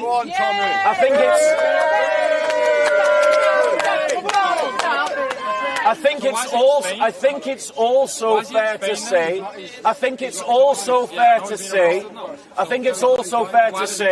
that most of us can perceive that our judiciary has been politicised, and that it is cracking down on people based upon their politics. Can you give any examples? Would you like to debate? Oh, no, yeah. Do you mind if let me finish my debate? Let me finish my interview with him, and then we'll debate. So you can debate here. Yeah, come and stand here and we'll debate.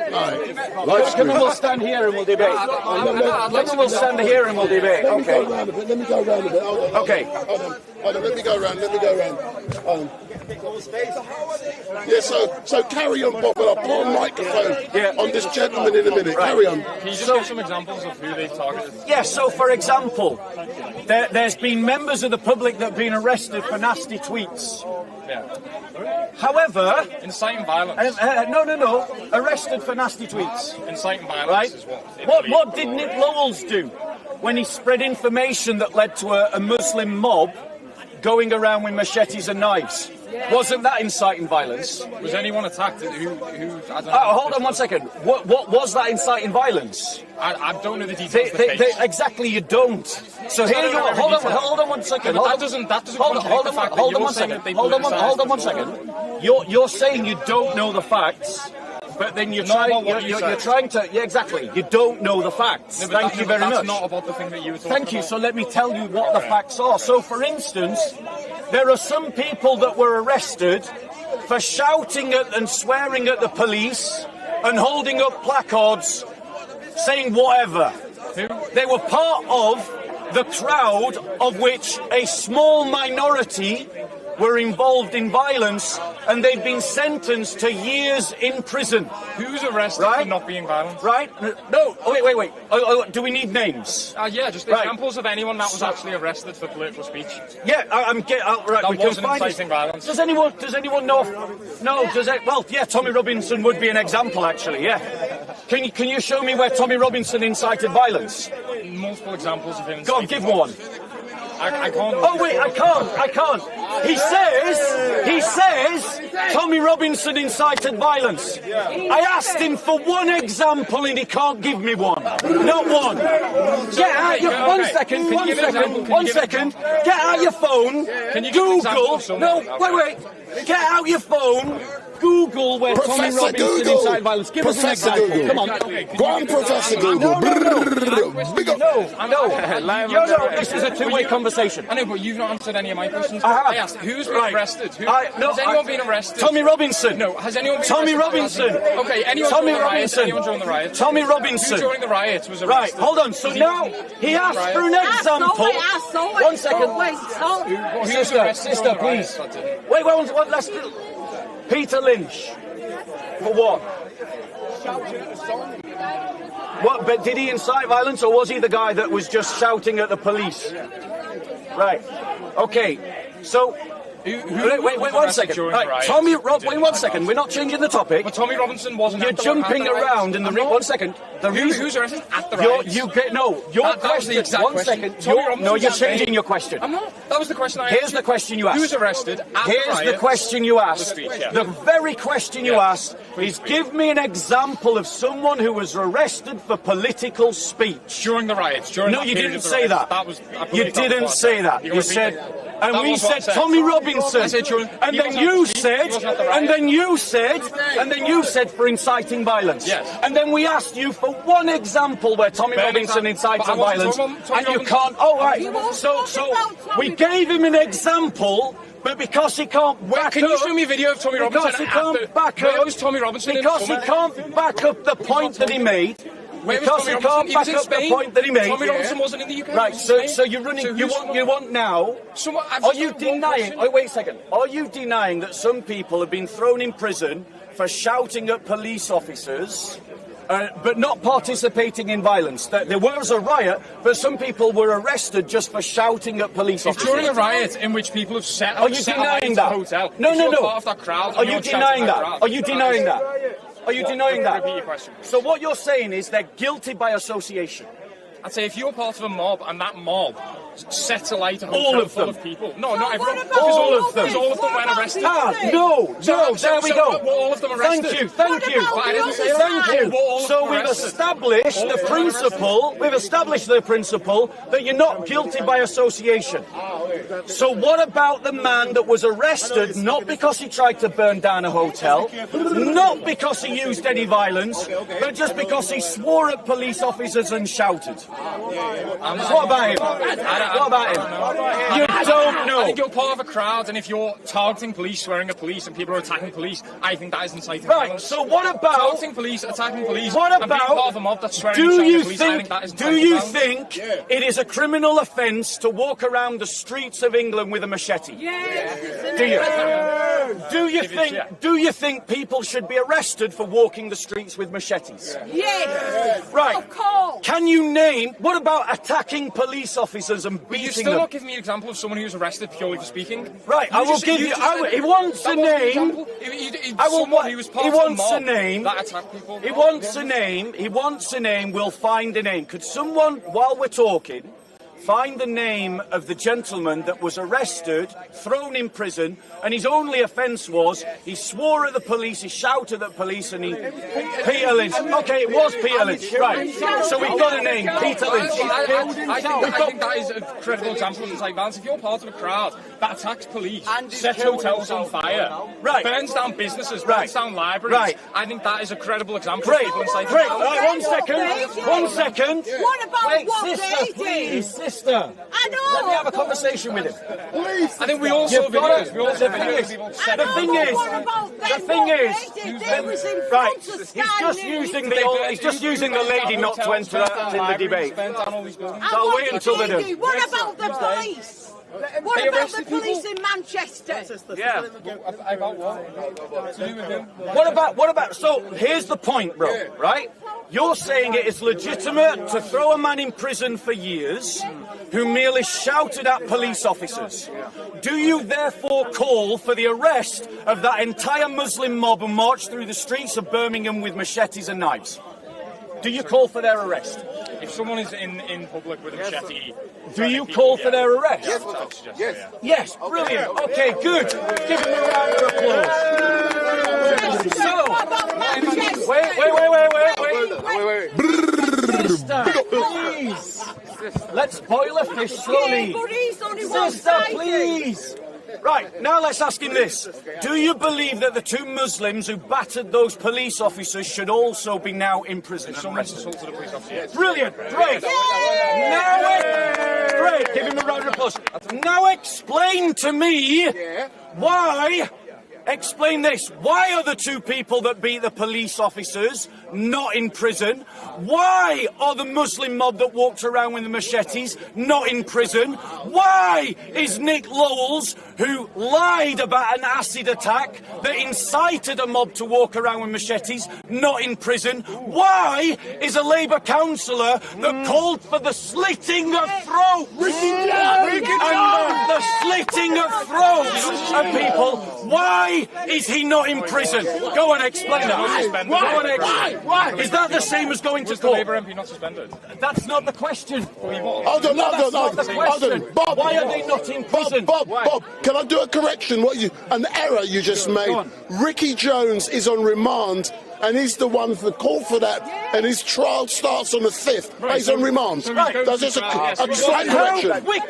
How quickly did they prosecute the other side? Very quickly, within a day. Go on, explain. You've just used that guy's in court. All right, but the point is, we're talking about a two-tier police system and a two-tier judiciary system. You asked for examples, I've now given you multiple examples. Explain to me how it's not two-tier policing and how it's not two-tier judiciary. I don't think there's an example of people arrested during the summer riots who were arrested not rightfully. The only person you gave an example was someone who was in a crowd swearing and shouting at the police, during which violence was carried out against those police officers. I think that is a valid reason for arrest. But you haven't addressed the fact that a mob of Muslims walked through the streets with machetes and knives, and not one of them was arrested. Not one of them. Not one of them. Okay, so some people may not have been arrested when they should that be, fair? But I think there was other people... Is that fair? No, that's not fair, but I think... Thank you! Wait. Can I finish my sentence? Thank you, it's not fair, but he's going to justify the unfairness. Go on, justify the unfairness. There's multiple examples of unfairness. Also unfairness would be some of the people who weren't arrested during the summer. I think there's people who are arrested as a reaction. Give us an example. I cannot name every single protest of the thousands of people. But you demanded a name from me. And Give me one example. Anybody who's Give me one. Okay, so are you saying that every single person that was out in the summer protest was arrested? No, they weren't. No, we're not saying right. that. So I'm saying people. Do you think they should all be arrested? No, of course not all of them. On what basis do you make the distinction?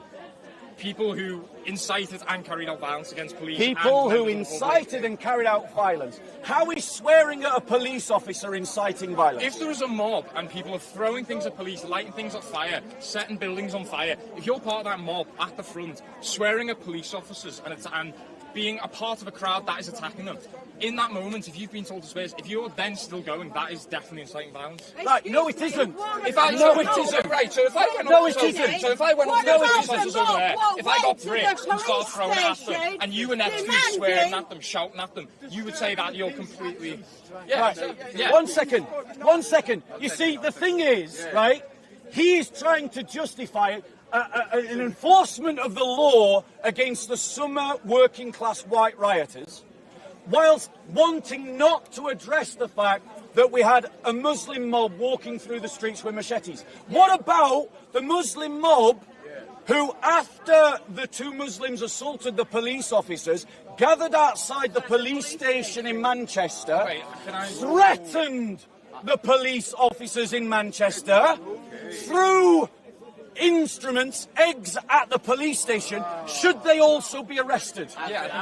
Right. Can you explain why they have not been arrested? I can't tell you every single case. Is it fair? I think the broad point that people who were arrested during the summer riots deserve to be arrested. Is it fair? No, I think there's lots of unfairness in the justice system in every area. Great. So the initial... Just because one instance happens on a side that you disagree with... There's hundreds of innocent people in prison right now. Hundreds of innocent people. Right, so now we've established that we have identified unfairness. Is it another name to call something that is unfair two-tier? Is that a fair synonym? No, it's not. I wouldn't suggest that there's been multiple instances of unfairness throughout the justice system. If some instances in certain areas aren't carried out the way they should have been, but if that just doesn't happen in another area, and what it happens, doesn't necessarily mean that two different groups... And one second, what happens if we can identify a pattern based on the groups of people? But you're going after this thing about white working class people. Do you not think that in the way that the rioters during 2011 were treated, they weren't white? The majority of those rioters, or a lot of them even, weren't white, but they were treated more harsh than they were this gone summer. They kept the courts open all night. They did that now? They did it, but not to the same extent they did then. No, they did it the same. Not to the same extent. No, they've done it the same. So I don't understand why you're focusing on the fact that they're white and they're from certain areas. Right. When what happened in London? Here's why. Here's why. It's a fair question. So what I think is... Here's why. Can I finish just the point? I think when we have these instances of mass riots, the burning of buildings, town squares, areas of cities that you can't go, I think those instances in the height of, because of the disorder and the chaos that is created, I think that those instances are cracked down on much harder.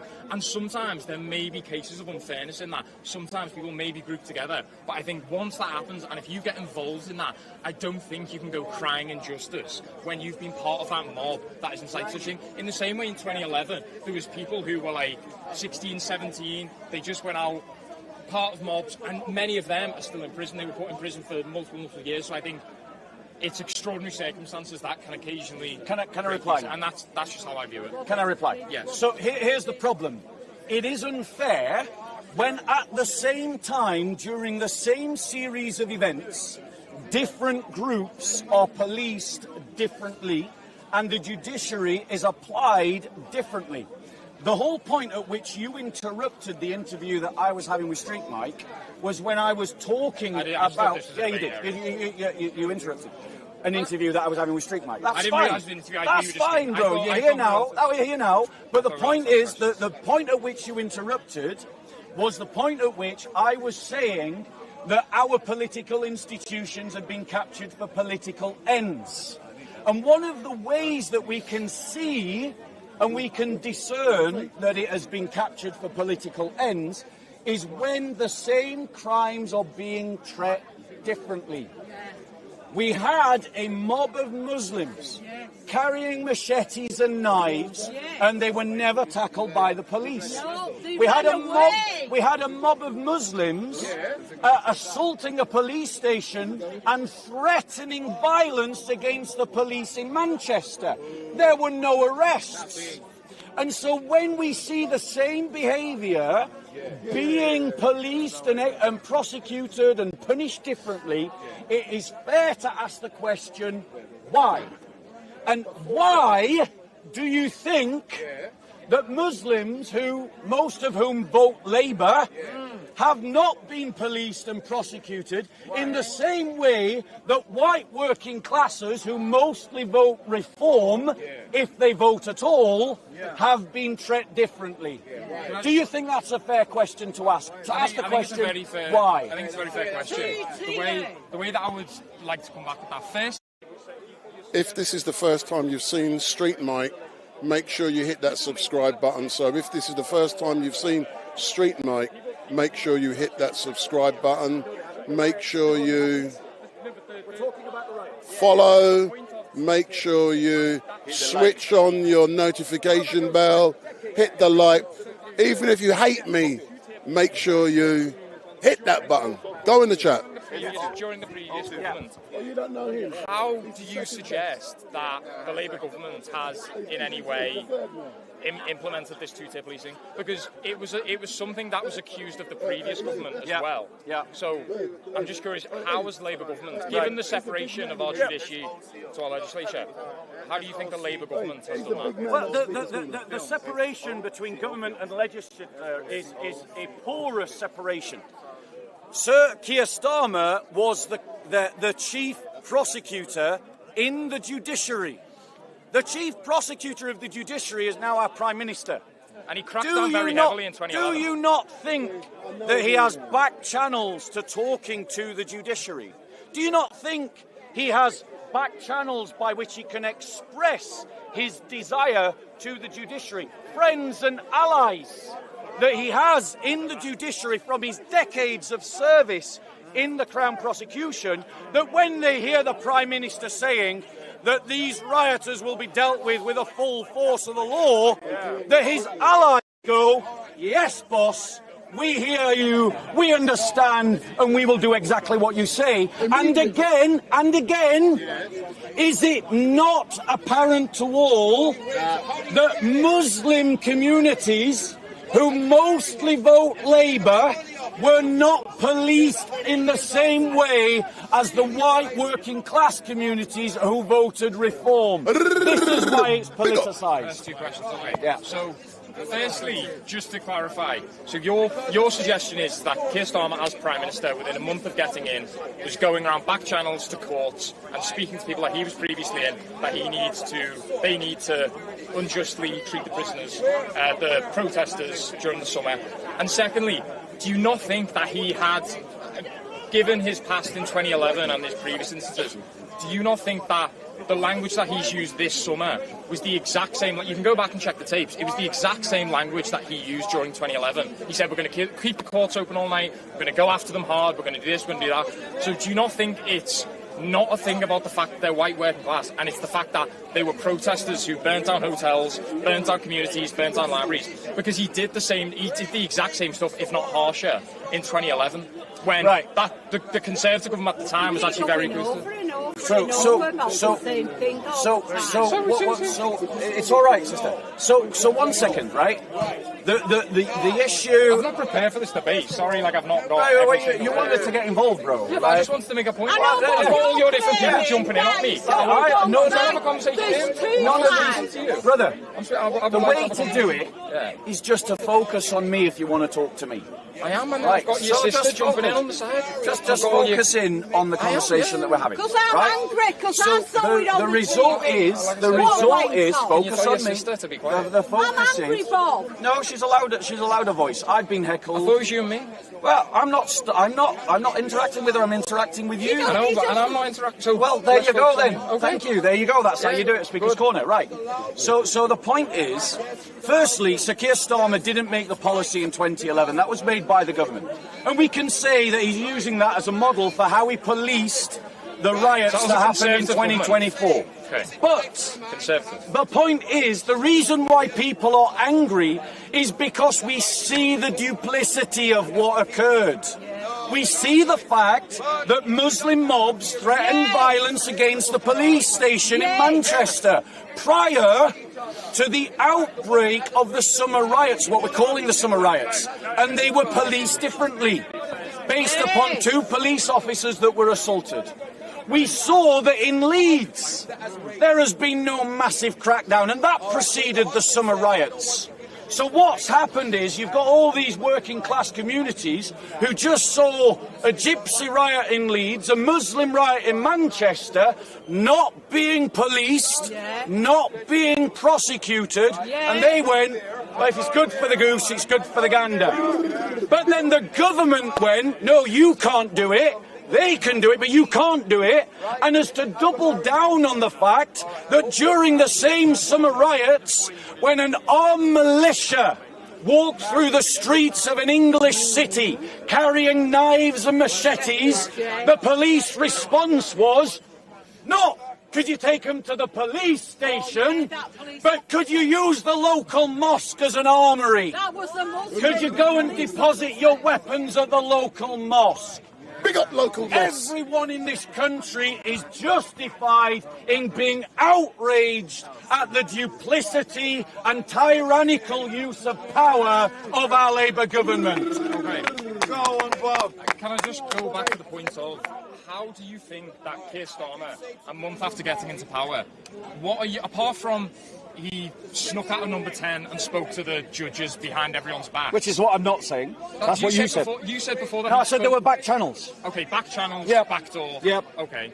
You're saying that he spoke to judges secretly. No, I didn't say that. That's what you said. You said back doors with judges. No, that's what you said. Okay, could you... I have not said that. You said as... No, I haven't said that. You said that stop trying to put words in my mouth. Okay, so what did you say then about so here's the thing. Back channels with judges? Sir Keir... I've got to go soon, Bob. Please. Sir Keir Starmer... Last point. Our tyrant-in-chief was head of the Crown prosecution for years. You don't be the head of the Crown prosecution without having allies, without having work colleagues, without having rapport. So when the Prime Minister now suddenly says we're going to smash down on these reform voters... What's he saying? But he didn't say, I want that Muslim mob arrested. No, just these rioters, these white working class, non-Labour voting rioters should have the full force of the law upon them. Those who are in the judiciary, who have been allies of Sir Keir Starmer, go, yes, boss, we hear you loud and clear. Big up the allies in the judiciary. That's what is happening. Okay. So do you not think that in 2011, when he was in the court... That was the policy of the government. Yes, but you're saying that his actions as a judge and as a lawyer... He wasn't a judge. His crown... So for those of you watching, my name is Wendell Daniel from StreetMic. If you love what you're seeing, make sure you hit that subscribe button. And did you like what Bob just said, calling Sir Keir the tyrant-in-chief? So big up. The hero. But in 2011 at that time... No, it wasn't him, it was the Conservative government. Can I finish the sentence? But the language that he used then during 2011, during the riots, in which they kept similar to what they've done now when they cracked down the riots.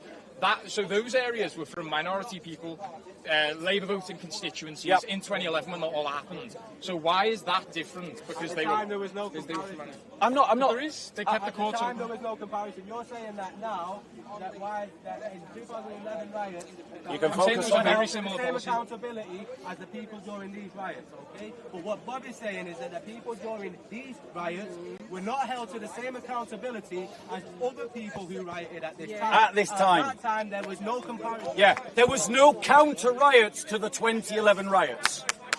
There were no counter mobs.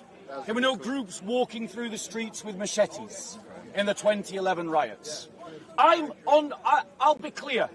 Anyone who tried to burn down a hotel or use violence against the police needs to be prosecuted. Peter Lynch was not one of them. No. Peter Lynch did not use violence against the police. All he did is shout at the police. There are countless protests in England where people... There are countless examples every Saturday. One second. There's countless examples every Saturday of pro-Hamas terrorist mobs walking through the streets of London and using violence against other people, against counter-protesters, against police, and they are not arrested. And that has been happening every Saturday since October the 7th. So we are right to say that there's two-tier policing. We're right to say that it is a captured judiciary. And why aren't the Muslim mobs who support Hamas terrorism being policed in the same way as the Patriots were policed yesterday? It's because most of those that are marching in support of terrorism and calling for the genocide of Jews will vote Labour at the next election. That makes sense. One of the points you made, I've got to go after this good debate, last point. One of the points that you made was that this is to do with Keir Starmer and Labour in government. But the so-called hate marches that were going on... What so-called hate marches? So last year... You mean the ones that are still happening now? Yeah, in response to what's going on in Israel. That are not policed by riot police, in which multiple people are attacked. Buildings aren't being burnt down, no one's being killed. Like that But people are being attacked. No one was killed in the summer riots. Just to finish with... Except for the victims that sparked them off. Okay, so these so-called hate riots that were happening, that you think haven't been policed, they haven't. Okay, let's say they haven't. Let's say they completely let to do what they want. That happened during a Conservative government last year. So if that's the case during Conservative government, why? I think the point I'm trying to get at, what has Labour done to change that? Because your point is okay, right? So, but why have the Tories? Why is it a Labour thing? They're the same thing. That's a fair point. Okay. It's a fair point. That's what I don't get. It's a fair question. What has Labour done? It's a fair question. It's a fair question, and it's a very fair point to the thesis. It's a counterfactual, so it should be addressed. The Conservative Party and the Labour Party follow the same ideology. They are ideologically the same. The only difference between our current Labour Party and our current Conservative Party is difference of management styles. Ideologically, they have the same worldview, and that's why they behaved in the same way. If the Conservatives had won the same election, the last election, I would not doubt that we would still see a two-tier judiciary and a two-tier policing. The problem is our entire elites, our entire ruling class of you, which you seem to be an apologist for, our entire elites, our entire ruling class are frightened, our entire elites, our entire ruling class are frightened of widespread civil unrest by the Muslim community, and so they let them get away literally with anything, including the rape of thousands of girls in the north of England. Yes, they do. Yes, they did. How long did those rapes go on for before they were finally tackled? Which rapes? You don't know. I've got to go, but... Right. You don't know. Wait, you don't know about the child grooming that's gone on in the north of England. So you don't know about it.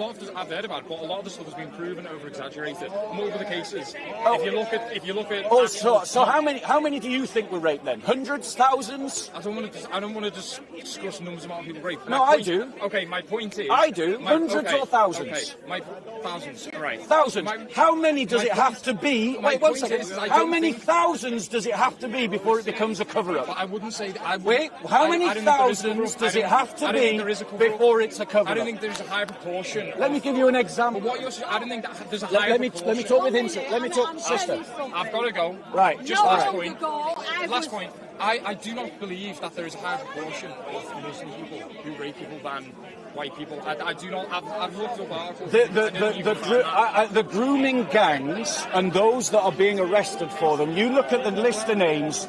A vast majority of those names are Muslim names. But I don't believe if you were to look up rape, paedophilia, all these sorts of things in the UK, if you were to get crime statistics up, it does not show there's a high proportion. You can look it up. No, it does show it. 1 second. There is not. One second. There is instances. 1 second. It's the nature of the crime. There is instances the way the crime was carried out. Yeah, there is instances of grooming gangs some of them being Muslim. You try to diminish it because it breaks your narrative. I'm not diminishing it. You are. I'm saying We're talking about the raping of thousands of girls, and for you, you're trying to diminish it like it's not a problem. Of course, it's a terrible problem. No, you don't sound like it's a terrible problem. I think it's disgusting. So why was it allowed to continue under Labour? I don't think it was allowed to continue. It was. I don't think it was. But the point that you're making, that a high statistic of Muslim men have been rapists and paedophiles. I didn't make that point. That's what you said. I didn't say that. I did not say that. What you're suggesting is that the issue of grooming gangs.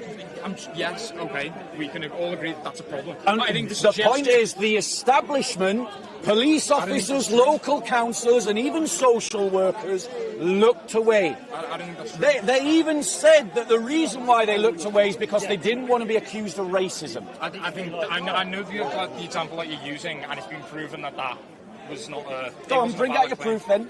You were the one that just to make a claim. You were the one that used the evidence. Give me an example. But you were the one that used... You wanted examples. Give me an example. You're the one making the claim. I'm saying that I don't think that's true. So I'm saying... So you're making a claim about evidence. Right. I'll give you an example. You want an example? I'll give you an example. Right. I'll listen to this. I'll give you an example. He wants an example. Right. Decades ago, I remember watching an interview with Jack Straw on what's the Channel 2 news broadcast that comes on every week on Channel 2 late. It's News Night. And on that interview, Jack Straw tried to talk about the fact that Asian gangs were targeting white girls as easy meat. Jack Straw was pulled through the ringer. And this was years before Tommy Robinson's march in Rotherham, right? No, Jack Straw said Asian gangs, right? He was pulled through the ringer, and he was sanctioned by the Labour Party. He was sanctioned by his boss, Tony Blair. And the issue did not become a national story until Tommy Robinson took the EDL and marched through Rotherham, and that's when everyone started paying attention. And I come from the north of England, and let me tell an apologist for the elites. This crime is still going on. It is still happening. It has not been stopped, and it is still occurring because of Muslim, not Asian, grooming gangs. I said that I don't agree with the statistics. I've got to go. All right, take care of yourself. Sir, before you go, have you enjoyed your debate with Bob? It's been good, yes. Good debate. Excellent, thanks a lot. Thanks. I don't know the man. They're on the bus. Yeah. It's not next to me.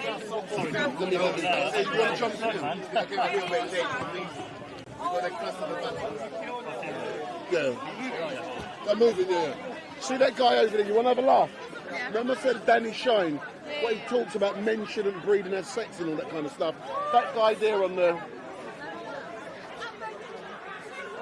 Forget them. You want to have a laugh? You see that man over there? You know I'm talking about? You've got a weapon of mass destruction between your legs. That man there. Oh, it's funny. Oh, they'll be here. Has he cut his? Huh? Has he cut his? Has he got? Has he cut it? Oh, he's got kids. Don't talk to him, then. So you want everybody to cut theirs, but you still using theirs? No, but go and find out why. Let me go and chat with some others, yeah?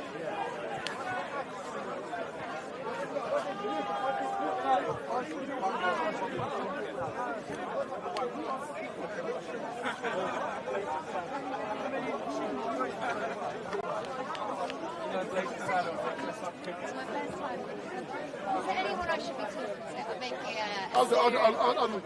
Can I do it on film? No, you Because I'm live. No. No, don't run now. I'll do it. I'm a TV producer.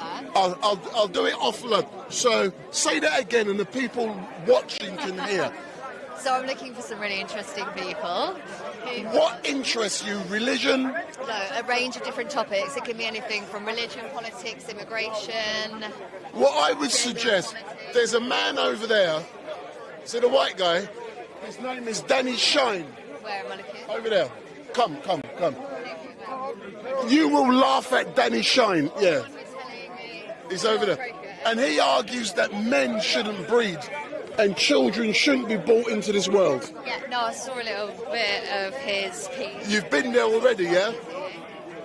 You've Danny Shine. You've got Bob over there, he's well known. You like Bob? Let me see who else is here. But it's mainly really... Yeah, they've all got YouTubes.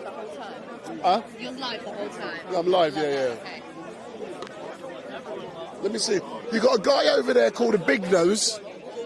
The Big Nose. What is his thing? What does he... He just talks rubbish. Okay, right. Hey, follow me. You want to talk about Donald Trump? I want to hear someone talk. Yeah, come.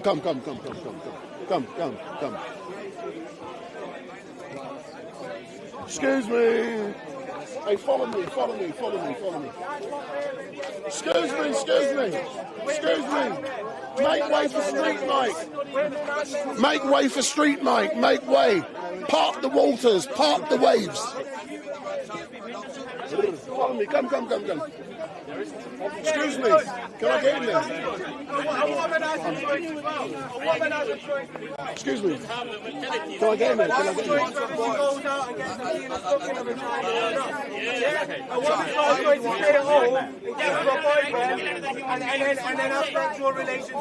Unless you're woke. So you want to ask you a question? Can I ask you a question? Good, Donald. I want to chat with you, man. Let me ask you a question. You like this debate? Come. Let me get out the crowds. Yeah, it's funny.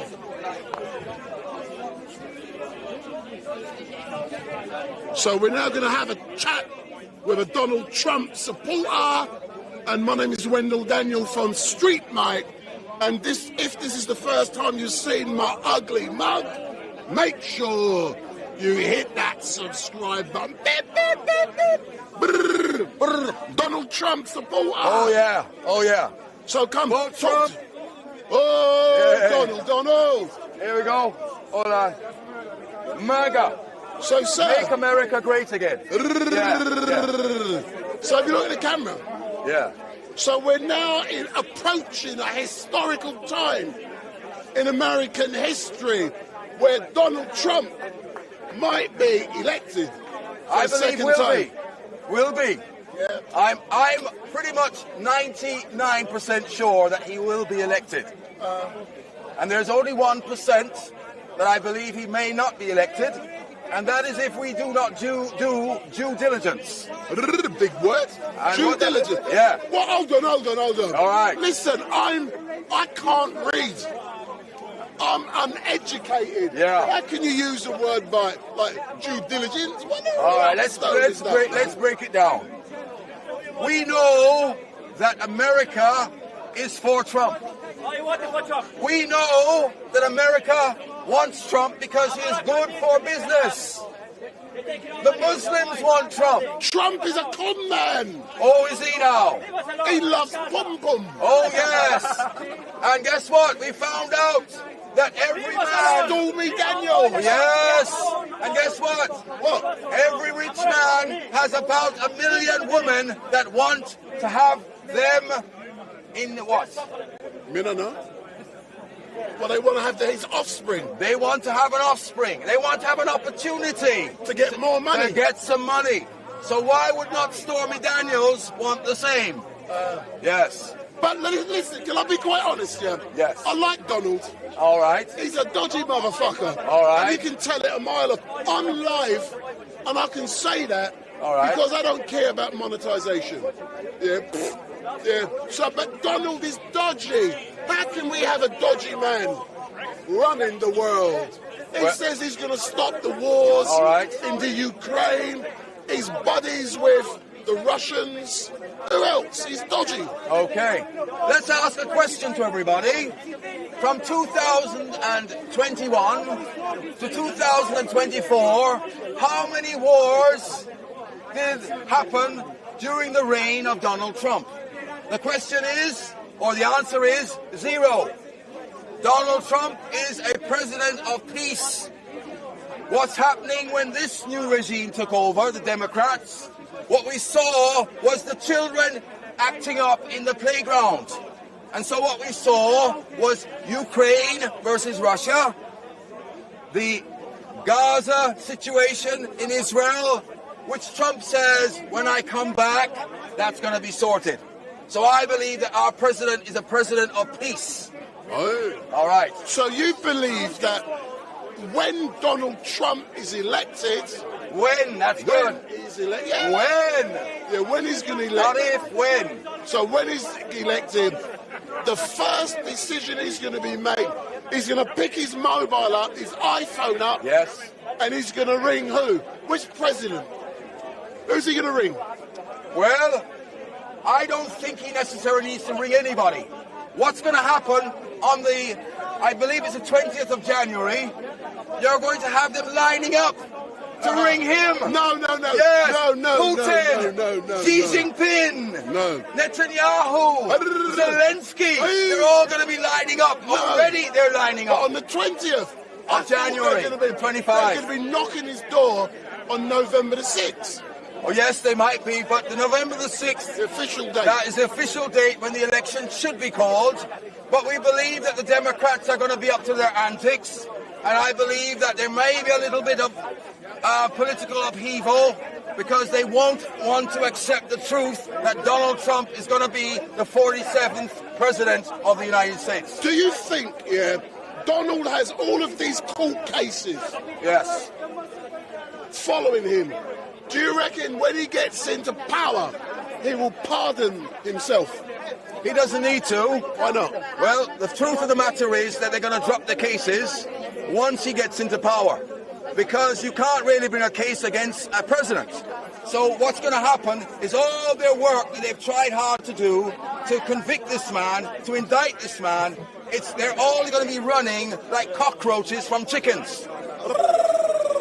So as normal, I look forward to debating you. Yes, sir. After Donald Trump is re-elected, but Kamala, Camilla, or whatever her name is, she's brilliant. Brilliant. Yeah, man, she's really good. Well, I think she's really good at what we call word salad. Word salad. In other words, she can't string two sentences together. Big up. She has a problem communicating and making policies clear to people so that they can make the choice. Even CNN, MNDNC, whatever you want to call them, the legacy media are all up in a tizzy right now because Kamala is letting them side Big down. Up Kamala. Yeah. Big up Kamala. Anyway, so as normal, thank you very much for engaging with me. Thank you. So,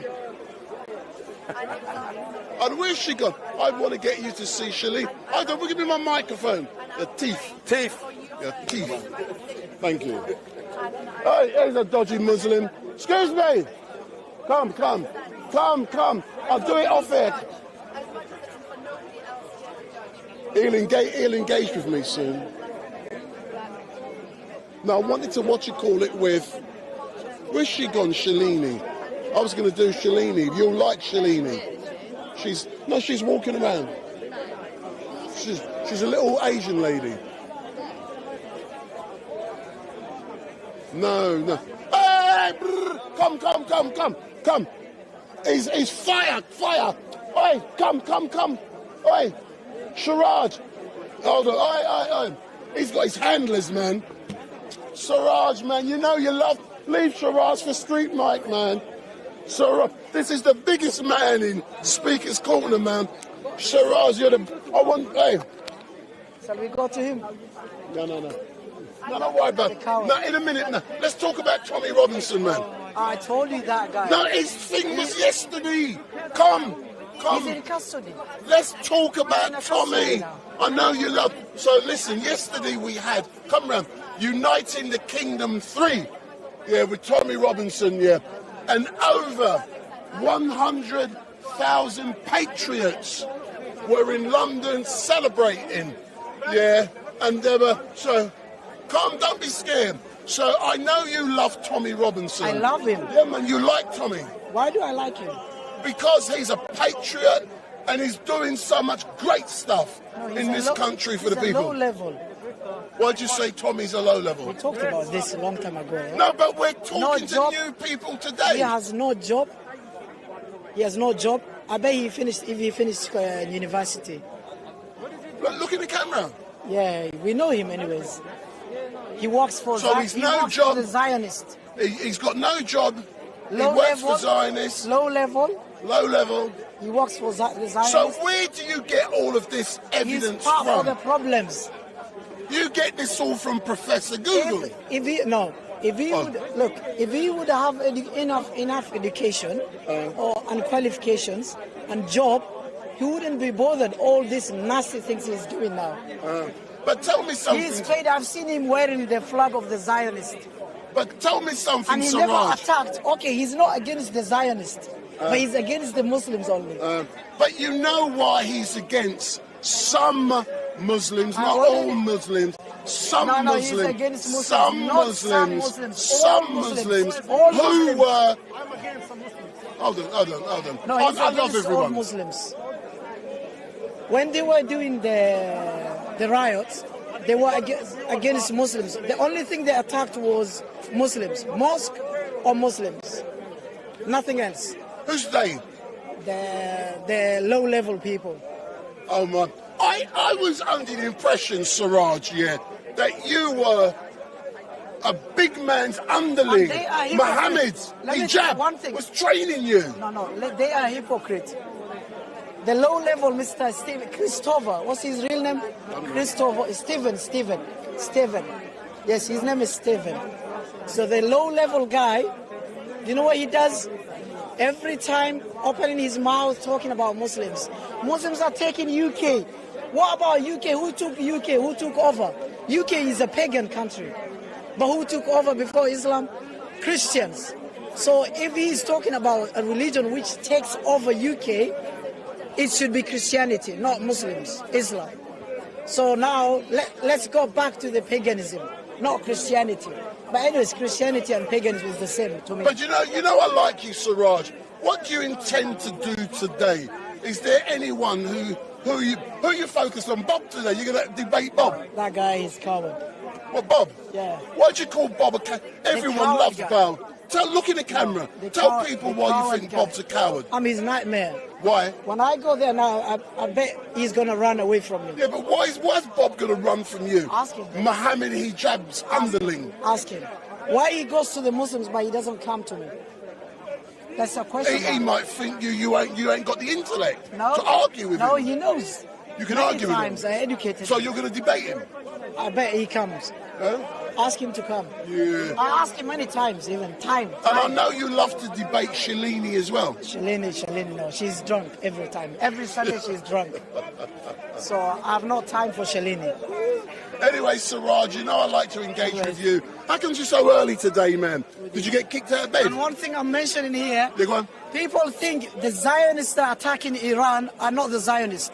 Those people are United States of terrorists and its puppets, but it's using the name of Israel and the Zionists. Zionists and the Israelites cannot fight one-to-one. The only thing they do is seeking help the United States of terrorists and its puppets. We know that. They want to occupy Arab Middle East as they did South America and North America. We know this is a game propaganda. They want to ruin Arabs' land and take over Arabs' land, and this is what the Jewish people want, because they say it's greater Israel. It's not greater Israel, along with greater United States of terrorists. They work together. Their mission is to destroy the Muslims and Arab countries and take over Arab lands. I bet any Zionist to go fight one-to-one, straightforward, without air strikes towards Lebanon, or Hezbollah, or Hamas, or Yemeni. No one, none of them can do this. None of them. I'm challenging. We know them. When you come to the ground invasion, what's happening in Lebanon now? They can't even pass the border. We know that reality. The Zionists are coward. We know that. And Israel, Allah told us, They like to be given 100 years, 1,000 years to live longer. Sorry. So Allah said, Quran chapter 2, verse 96, the Israelites love to live longer, which means they're not ready to die, they're not ready to fight. But people are wearing the uniform of Israel and Zionists representing Israel and the Zionists. Every mission is happening in Iran, Hezbollah, the bombs, all that is United States of terrorists. And they're hiding themselves, cowards. We know everything, even Hamas. The people who destroyed Palestine are not, it has nothing to do with the Israelites. They're using under the name, in the name of Israelites and the Zionists. Cowards. We know That's that. normal, Siraj. We know that. We have seen Ethiopian soldiers and Hindus fighting for them. Excellent stuff. Siraj, Ground invasion, 1-to-1. Without nuclear and airstrikes, they will lose. Even United States of terrorists and its puppets. We know the fact. Big up. So that's Siraj, a well-known rabble. He always comes back.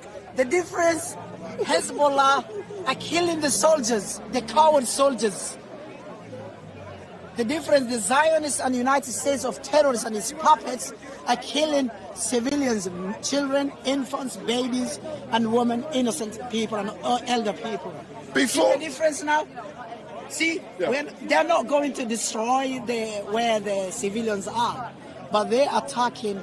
Their target is the Zionist air base or whatever military base. See the difference now? The world is watching. Have you seen now who is the hero now? The leader, the only leader who was fighting against defending his land, Sinwar. Can Netanyahu do this? Netanyahu? Can he do this? He can't. You're as bad as Shalini with his hiding, name. going under the shelter. Netanyahu, under the shelter, in the shelter, running away for his life. They can't do that. Cowards, we know Siraj, I love you, bro. And we catch up. Israel attacked. This is media, Western media. The reality is not Israelites and Zionists. Excellent, Siraj. The job. Thank you, sir. I'll catch up with you.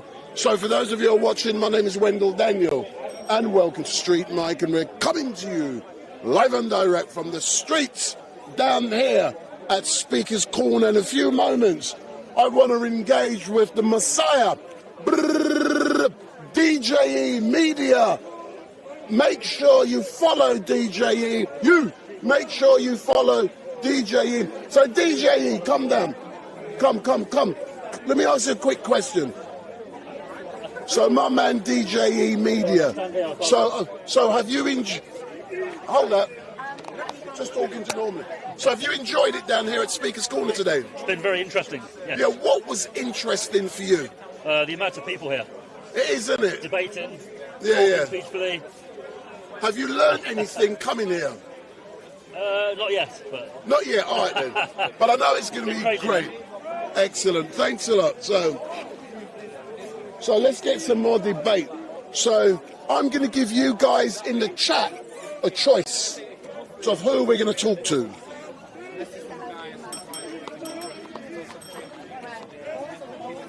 So for those of you in the chat, if this is the first time you've seen StreetMic, give me the thumbs up, make your comments down below, share and follow. Make sure you also hit that subscribe button.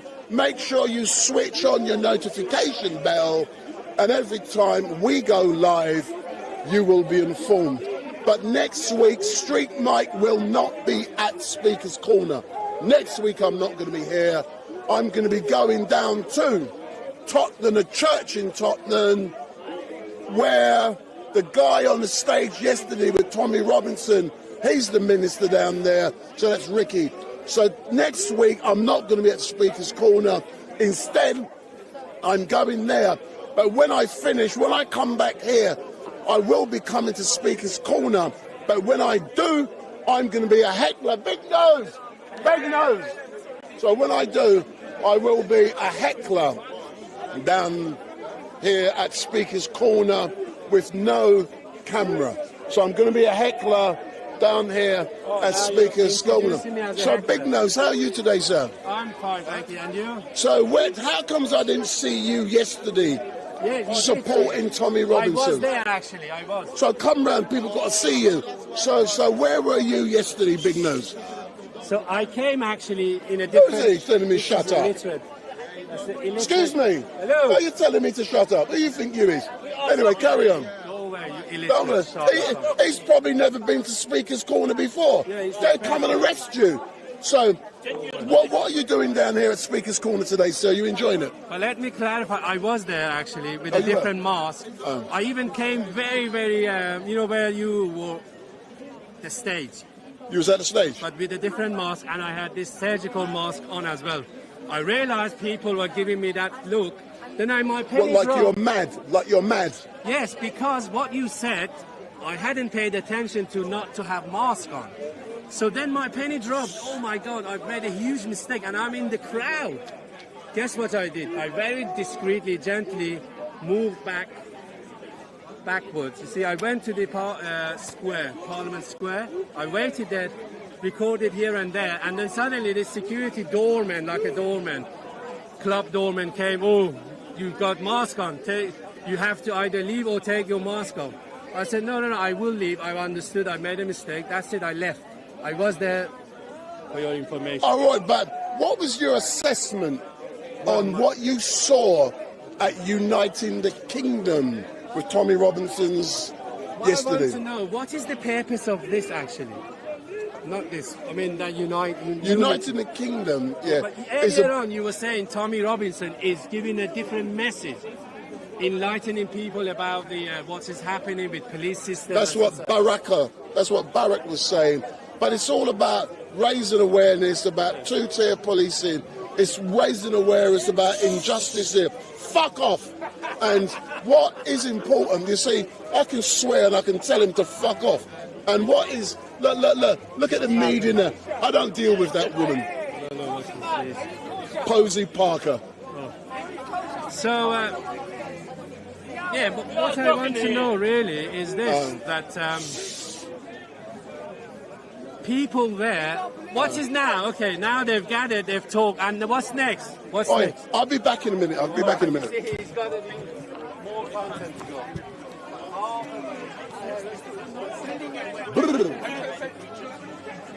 Excuse me.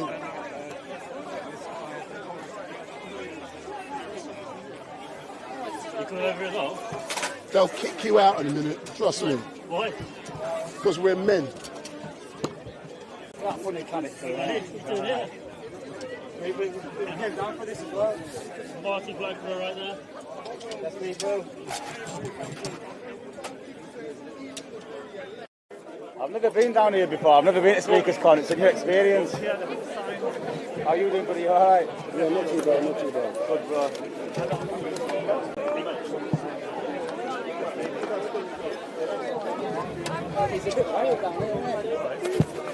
Hey, buddy, all right?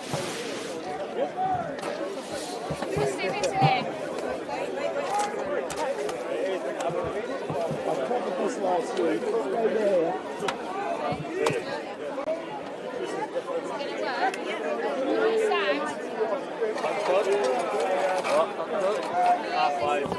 So for those of you who are watching, my name is Wendell Daniel and welcome to StreetMic. And I don't normally cover this, but today I've decided I will after... We are gathered here today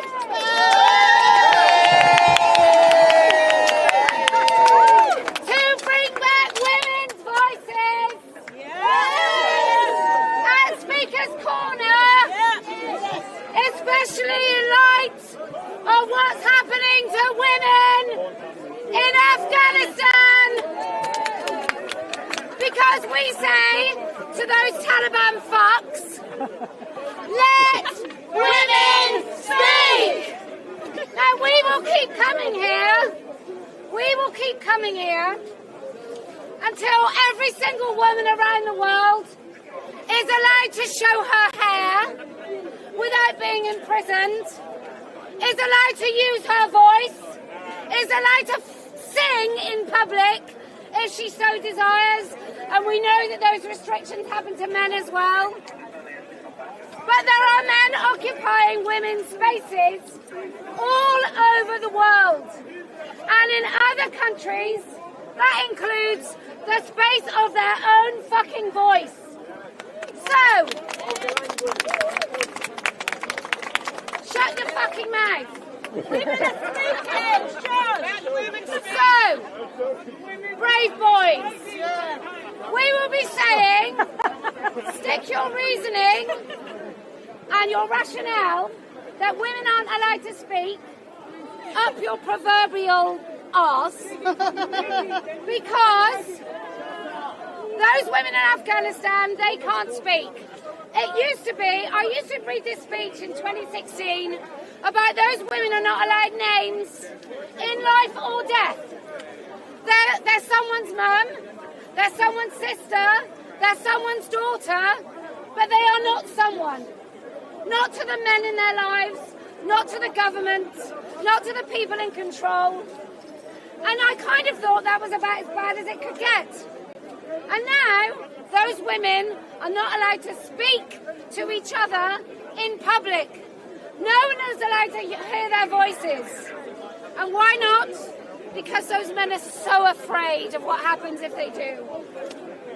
And then in Iran, and also in Afghanistan, and remember, and I'm just saying it here again, I know I've already said it, those women had rights.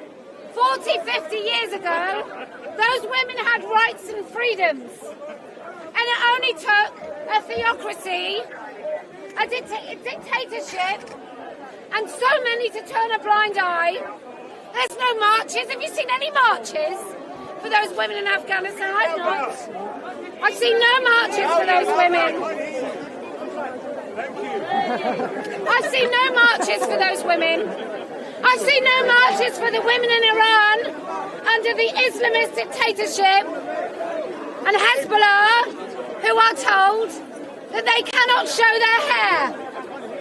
That what happens if they are imprisoned, if they show their hair, or if they sing, and the morality police come and find them, and then they are never seen again.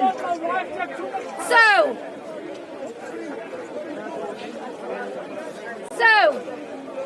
come hell or high water, we will come to this place which seems absent of high IQ sometimes, and good argument. Next time we'll bring a ladder, and we will continue to speak in this space, because I don't know about you, but there's a lot of small dick energy. Teeny tiny. But there's not very much ovaries of steel energy. So we are bringing the ovaries back. And what will we do, ladies? We will let women speak. Well done, everyone.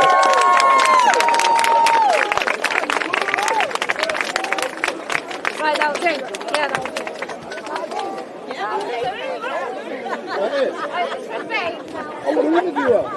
Okay, she won't let me, you know. She won't let me.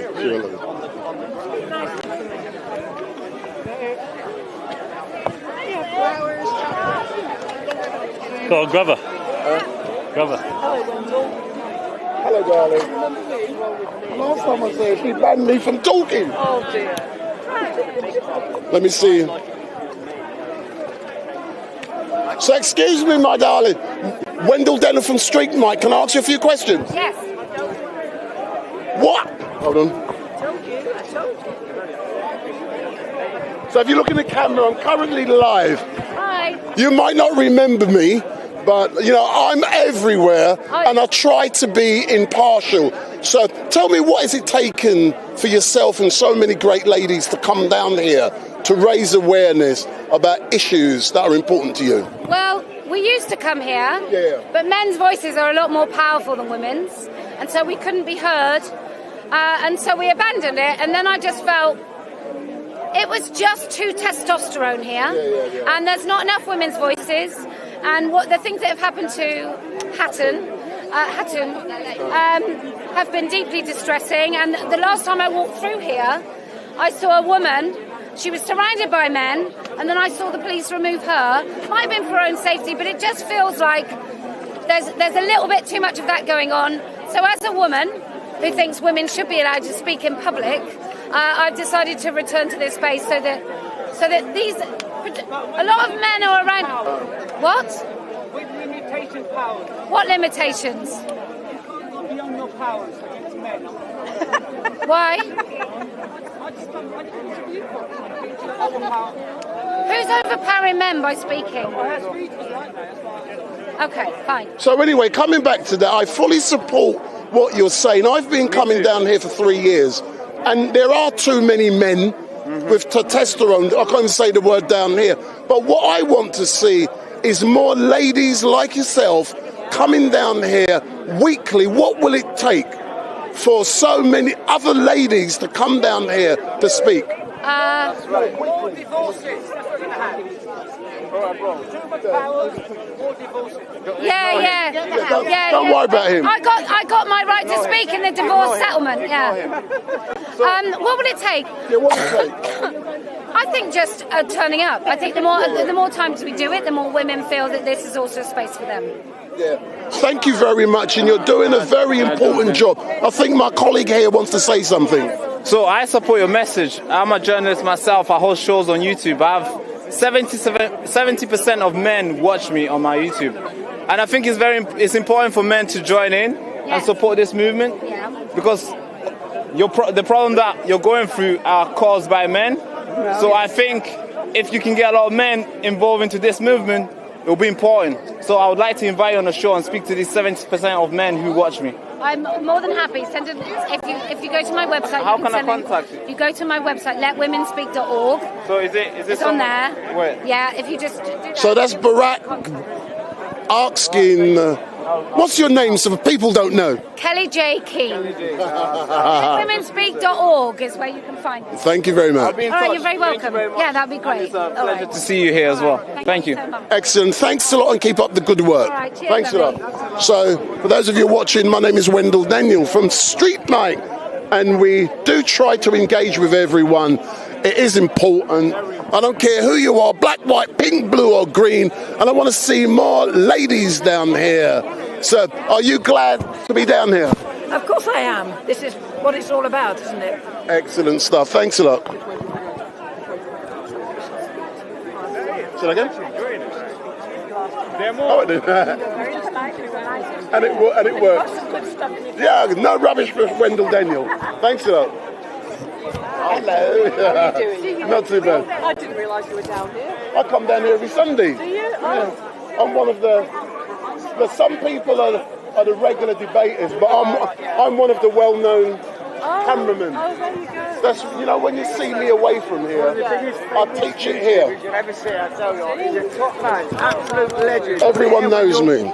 Yes, Yeah. yes, and this So- guy, and this guy. So go round in the front there. See, this one is Baraka.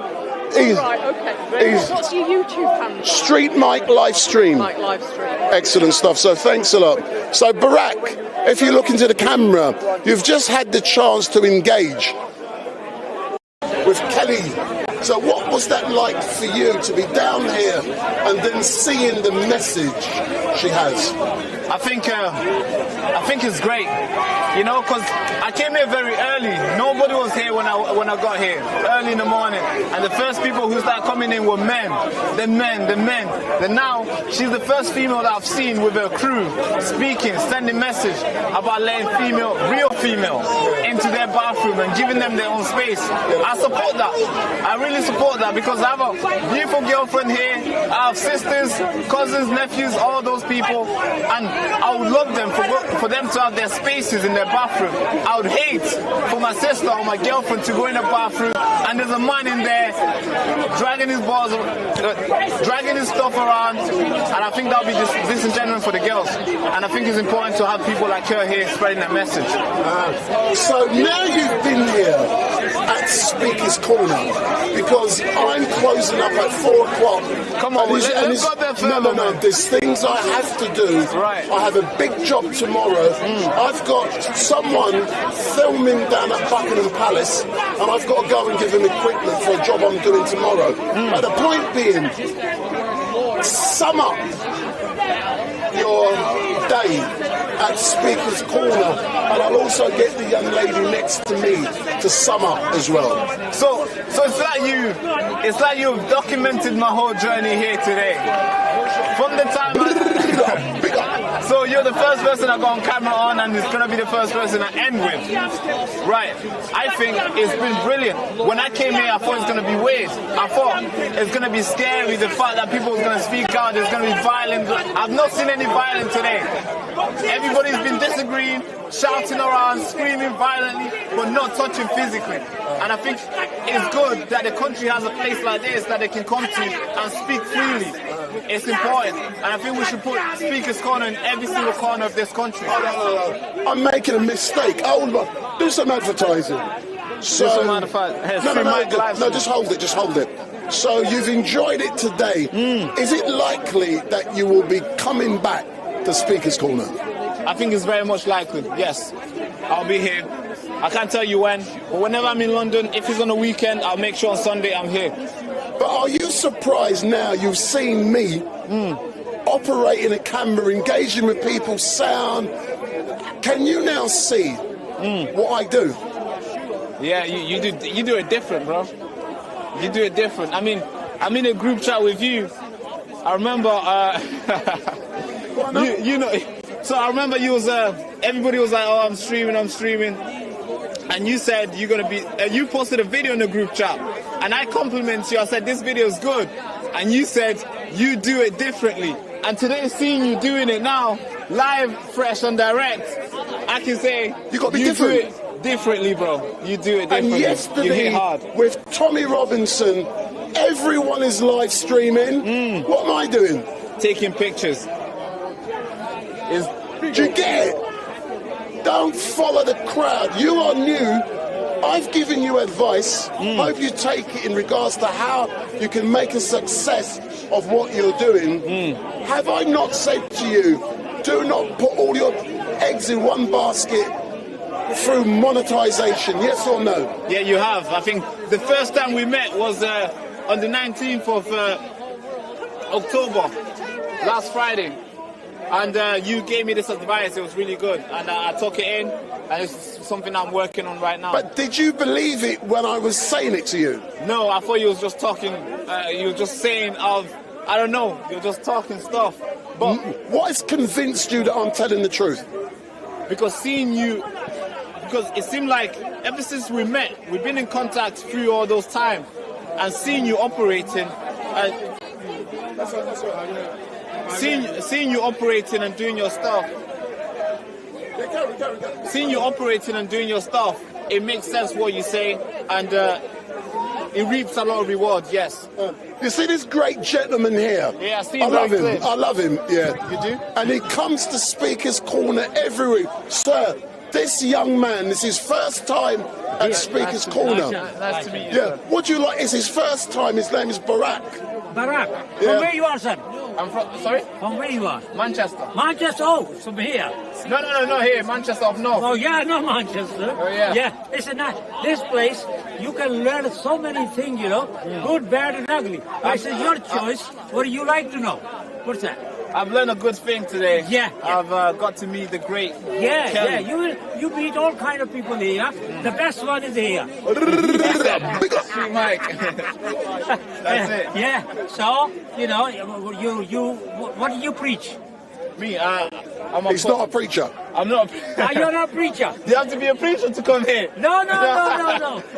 You can be anything. So I'm a journalist. I host a show on YouTube. Yeah, that's very good. This place, you got good news here, and bad news, and very, very ugly news too. Yeah. So you are in the right place. This is the best place, I think, in the world. Thank you. That's so what much. I think. You know? Thank you. Yeah. I can see that now. Yeah. It is a place that a lot of people come to. Yeah. And he has his reputation for it. Yeah. And nice. It's good. Nice. It's very 150 years, more than that, something like that. Yeah. You can remember when it started, yeah? No. Were you there? No. Only 2 years. Only 2 years I'm coming, but I enjoy every second, every minute here. How often are you here? Every Sunday. Every Sunday? Oh, yeah. That's pretty cool. And you know one thing I love about this gentleman, yeah? He says that I have influenced him slightly. True or not?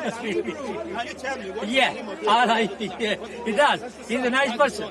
It is, right? Yeah. And I think I can confirm that he has influenced me as well. Oh, no. Well, it's not me, it's you yourself. You know, I just talk and people, take whatever I say. Yeah. If they have to understand, they understand fine. Yeah. If they don't, it's up to them. My job, my duty is to keep spreading the word. Good wisdom. What word do you spread? I'm a Muslim, so I spread the word of Islam too. But I talk to people, whatever they like to talk about, social thing, even football, even anything I talk about. That's pretty cool. Thank you so much. Okay, sir. You take care. Okay. Thank you. Okay, sir. Thank you very much. Hey, thanks a lot, man. Big up. Oh, no, thanks a lot, I'm yeah. still talking. That's Jesus as a cool guy. Thanks a lot, yeah. What a day this has been. What a day. What a freaking day. I was not expecting this at all. Look at the turnout. I don't know if is this how busy it gets all the time? Sometimes it's less, sometimes it's more. But Barak, we're only 4 o'clock. We're only at 4 o'clock. This is till 7, 8 o'clock in the night in the dark. What, they're going till dark? I'm sure is that why you got a ring light? Yeah. That's why you got lights on, man. You get what I'm saying? Wow. I'm glad I said yes to this invitation. It was really good idea. I enjoyed it myself. And I do hope you can take something from this positively and build it into what you're building, and you'll be even better. Look at how good you are already. You've had Kelly invite you to contact her for an interview. He doesn't have a name. Look at his face, He doesn't have a name. I mean, I know the big guns in here, man. I've learned a lot for sure. I've met a lot of people. I've met this guy who streams all the time. I watch his stream. His name is DJ Media. I've invited him to come today. Thank you. It's about bringing people together. Yeah, it is. Do you know where I met him? Where? Birmingham, and also Liverpool at the conferences. Oh yeah, this guy traveled around the country to. He's like me. He uses the same equipment as me, so we've got something in common. Yeah, I can tell. He learned from you, and I can tell you're learning from each other. And I'm glad I'm going to be learning away from you guys. Sir, you see this policeman? These great policemen, yeah? We get on with all of the policemen. True or not? Semantic. Not semantic. Sick. Hey, that's pretty cool. I hope you learn. Yeah, of course. See these policemen, once you get on with them, you find out things. I can tell. Thank you so much. Thanks, sir. Hold on. Stay there. I've got Shamsi. You're going to laugh. You're going to love what you're going to see. Stay there. Yes, for a fucking legend you are. When you're getting this one, bro, quick,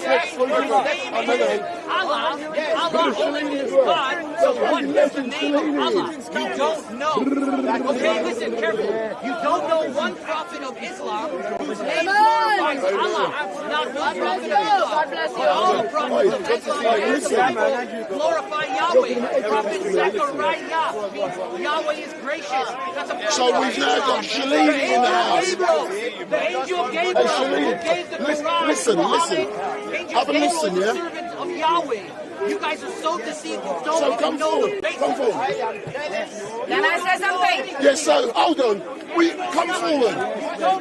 So Shalini. Why is he coming? No, he's all right. He's with me. He's training. There you go. So Shalini, yesterday I saw you at the Tommy Robinson event. What was you doing there?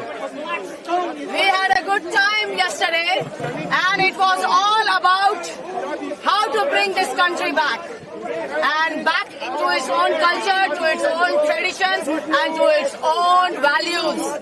And this country will rise up again in the name of Lord and Savior Jesus Christ, and this country will get back on its feet.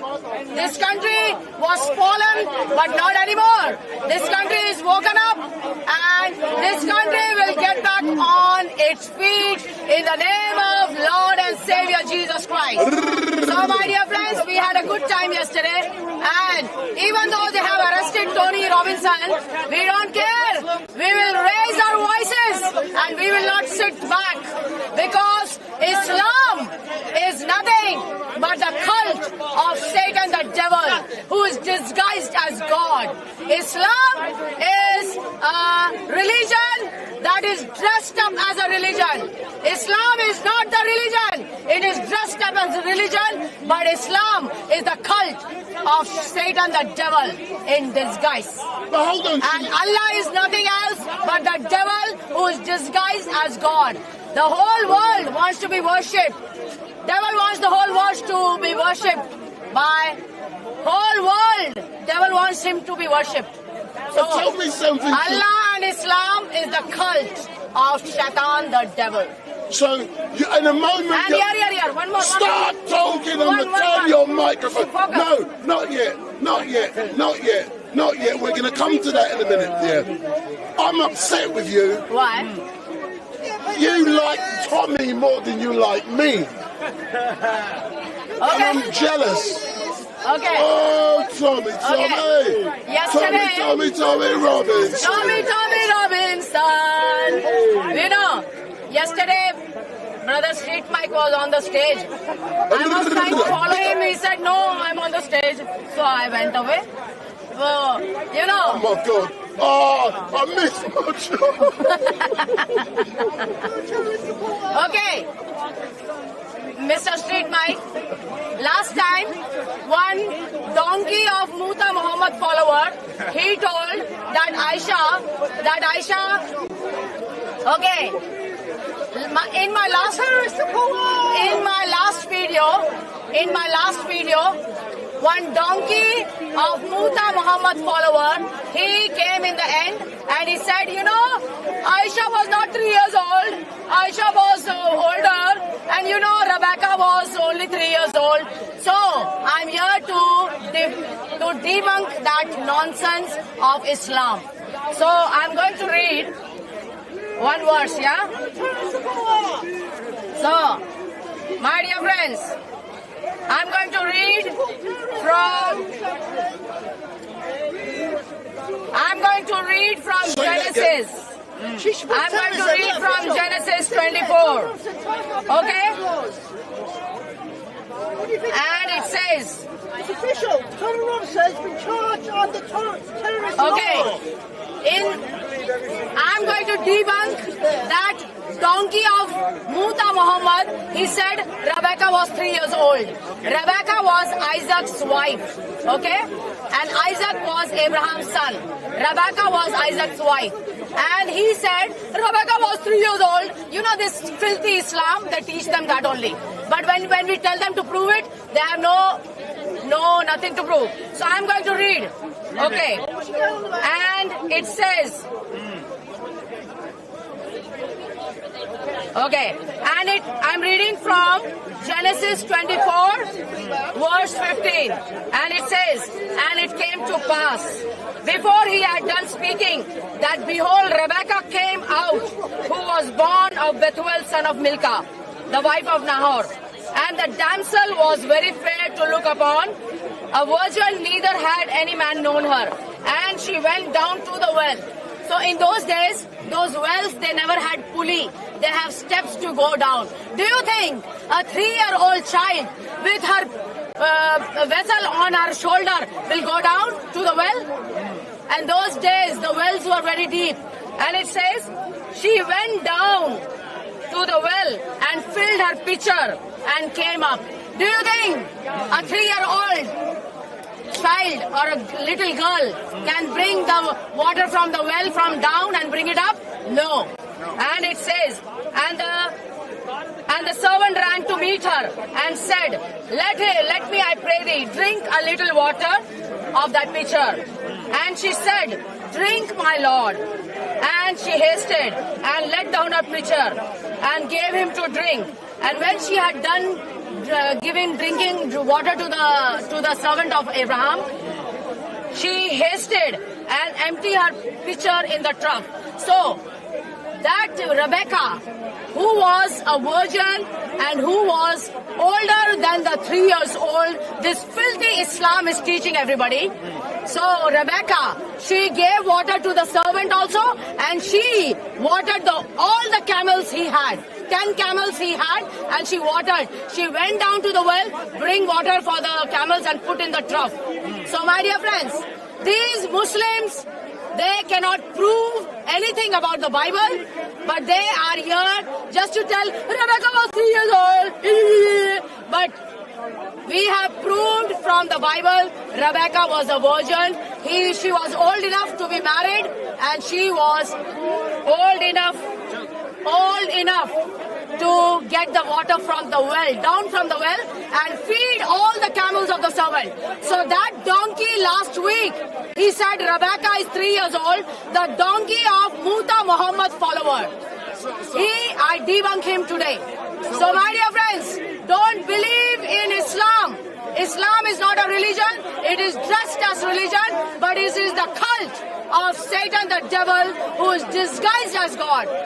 With Islam, you are going to go to hell. With Jesus Christ, you have heaven and eternal life. Okay. So Barack wants to ask us a question. So there's a lot of Muslims here. Yeah.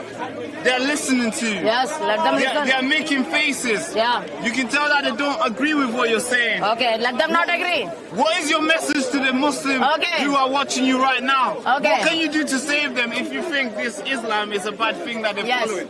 So, my dear friends, if they don't want to believe what I'm saying, you can question Jesus Christ.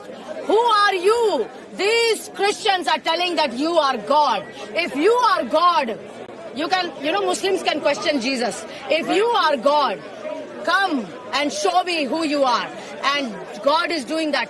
Jesus is doing all people are having personal encounter with Jesus. So you can question Jesus Christ. If you are God, you reveal yourself to me, and he will do that.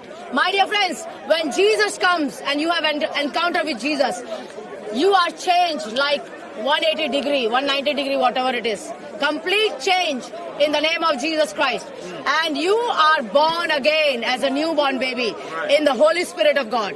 So Jesus Christ is not just a prophet as lied by the filthy Islam, but Jesus Christ is Almighty God, everlasting Father, and Prince of Peace. And my point is, whether they believe or not believe, we are here to preach the truth. And if they want to remain Muslim, let them remain. But with Islam, you are going to hell and eternal damnation with Allah the devil and Muhammad the black dog of Allah the devil. But with Jesus Christ, you are going to heaven for eternity and everlasting life. Jesus Christ as God in the flesh has done the salvation plan on the cross. Whether you believe or not, it's up to you. God has never taken away your freedom of choice from you. If you want to go to hell, you can go to hell. If you want to go to heaven, it's only one way, Jesus Christ, Almighty God, everlasting Father, and Prince of Peace. If you want to remain Muslim till your last breath. Who cares? Amen. Amen. Okay. So we have somebody who has a question for you here today. Islam does regard Jesus as a Messiah. What do you... Okay. Your Isa is not the same Jesus Christ. No. The Isa, okay, sorry. That Isa of Islam is not the Jesus Christ we believe in. That Isa of Islam is made by that black dog Muhammad. The false prophet. We don't believe in that Isa. Okay? That fraud man. He wanted Muhammad. Fraud man. He wanted money, he wanted power, he wanted sex with many women. And he chose religion. He chose religion and took that religion as power to deceive and to cheat people and to misguide people. Muhammad is not the prophet of the Bible. No. Huh? Pardon? That wasn't my question. My question is that they do regard Jesus as one of the messiahs. So that wasn't my question. My question is that they do regard Jesus as a messiah.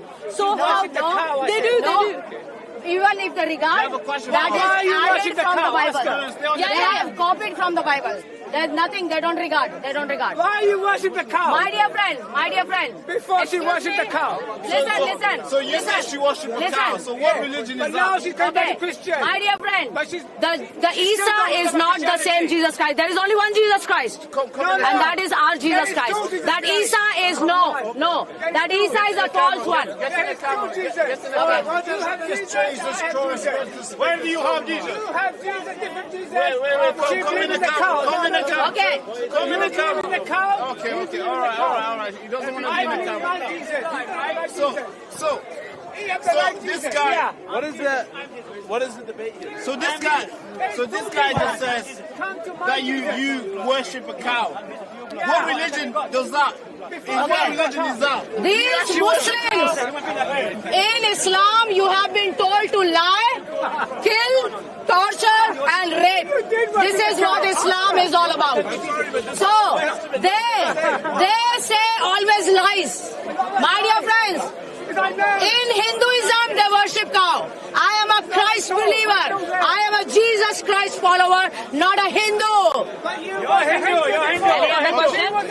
Okay. So in Christianity, they have the first sentiment and they have a new one, right? Why do you think that Islam don't have a new one to live in today's standards? Okay. First of all, Islam is a fraud, false, deceptive religion. Islam is not a religion. Islam is not a religion. Islam is not a religion. It is dressed as religion, but Islam is only about rape, kill, lies, torture, and steal. Comment. So my man here wants to debate you. He has some questions. I don't want to debate. Do you want to discuss? No, I don't want to discuss. What do you want? He has a question for you. For me, Islam is not a religion. It's the cult of Satan, the devil. And they believe Allah, the Shaitan, as God. That's all it is. So he has a question. I more want to know, what do you seek to achieve through things like this, posters like this? Okay. Do you seek to instigate Muslims, or are you seeking to this is for you to go and search. This is for you to go and search. Okay, does the same stuff happen in the Old Testament? Yes. Yeah, it does. No. In your Quran. What do you mean no? During the time of Muhammad. In the time of Muhammad, rape, kill, enslave, and torture. So this guy has a question for you, and he wants you to answer this question. So could you repeat that first, so then we can get it answered? Okay, so all the things you're talking about here, do they not also happen in the Old Testament? No, they don't. Does killing not happen in the Old Testament? Huh? Okay, does killing not happen in the Old Testament? What about? I'll give you an example. Let me give you an example. Let me give you. Okay, in the Bible, when Jews were told by God that God will give them the land of Canaan, God always went before them. And he said, I will go before you. I will go before you and give you victory. Because in the Bible it says the land of Canaan, which includes Palestine, which includes Philistine, Amorites, Moabites, Jebusites, all these people. That land is called Canaan. And these lands were filled with violence and the filth in the whole world. And God says, they have defiled my land. And that's why I'm going to remove those people and give that land to the Jews as their own promised land. Okay. So I'm going to ask this guy a question. Once he responds, I want you to give me your thoughts on what he says, right? So why are you a Muslim? Why do you believe in Islam? Why do you think he's there? Because he believes So give me a question. Why do you why you're a Muslim? Give me an answer and I want to get her thoughts on what you say. Look, that's a very personal question. Why? Yes, we want to know that personal answer. I would Why are you a prefer Muslim? Why are you a Muslim? Let him talk. Let him answer. Let him answer. If you want to, there's many ways I can answer this. Yes, answer. Please answer. Okay. Many ways I can answer this question, right? Yes. I can answer it descriptively. I could say I'm a Muslim because I was born in a Muslim family. That I was born in. That's fine. Okay. I could also answer it I just want to see what satisfies you, right? I could also answer it philosophically. I could say the Bible. I could say if I do believe in a monotheistic God, the Bible is inconsistent, different interpretations, right? No concept of the Trinity in the Quran. The other things that I might believe in the Quran are things like the concept of the last messenger, the concept of monotheism. Like there are philosophical things in the Quran that I might buy into that I wouldn't buy into, for example, with Hinduism or Christianity or other religions. But what is that specifically why you are a Muslim? Why do you believe Islam is the way? Just my friend, faith is faith, religion is religion. Why do you believe in Islam? I can't get the right path. I want you to tell me why you Why you believe in Islam? So now he is laughing. He has no answer why he believes. Wait. My friend, this is my brother. He can speak better on it than I can. Okay. So you don't know why you believe in Islam, right? So the brother's gonna help. Hello, everyone. So the same question. Take it away. I believe in Islam for several reasons. Yes. I have my own personal experiences. What experience? But I won't discuss those. No. I want to know Let experience. I also believe that Islam is the most rational and logical religion. In which way? I believe in this way. These are your Quranic verses. Let him talk. Carry on, brother. I believe that the Quran is the religious scripture that has been best preserved, and we can trace it back to its origin. How was it preserved? Because when was Quran written? Which year Quran was written? You tell me. No, you tell me. You are a Muslim. I don't know. You are a Muslim. So look at them. They are a Muslim. They don't know when the Quran was written, and who wrote the Quran? They also don't know. Okay. So these people, they say, I'm a Muslim. But when you ask when the Quran was written, they have no idea. They have no idea. You talk to me, not the camera. So when the Quran was written, so just go back and how you became a Muslim when you don't know when the Quran was written? Can I ask you a question? You're a Christian, you said? Yes. Okay. Do you believe that the version of the Bible... First you tell me. Can you answer my question? First you tell me your answer. I already answered. I don't know when it was written. So how you became a Muslim? Because I read the Quran and I believed in it. So when the Quran was written? When the Quran was written? I already answered it 4 times. So why? So what do you believe in the Quran that made you a Muslim? Do you believe that the version of the Bible that you read today is the same First you tell me existed in the time why of you Jesus? believe in the Quran? Why you believe in the Quran? It's original. Okay. It's original. How it is original? How it is original?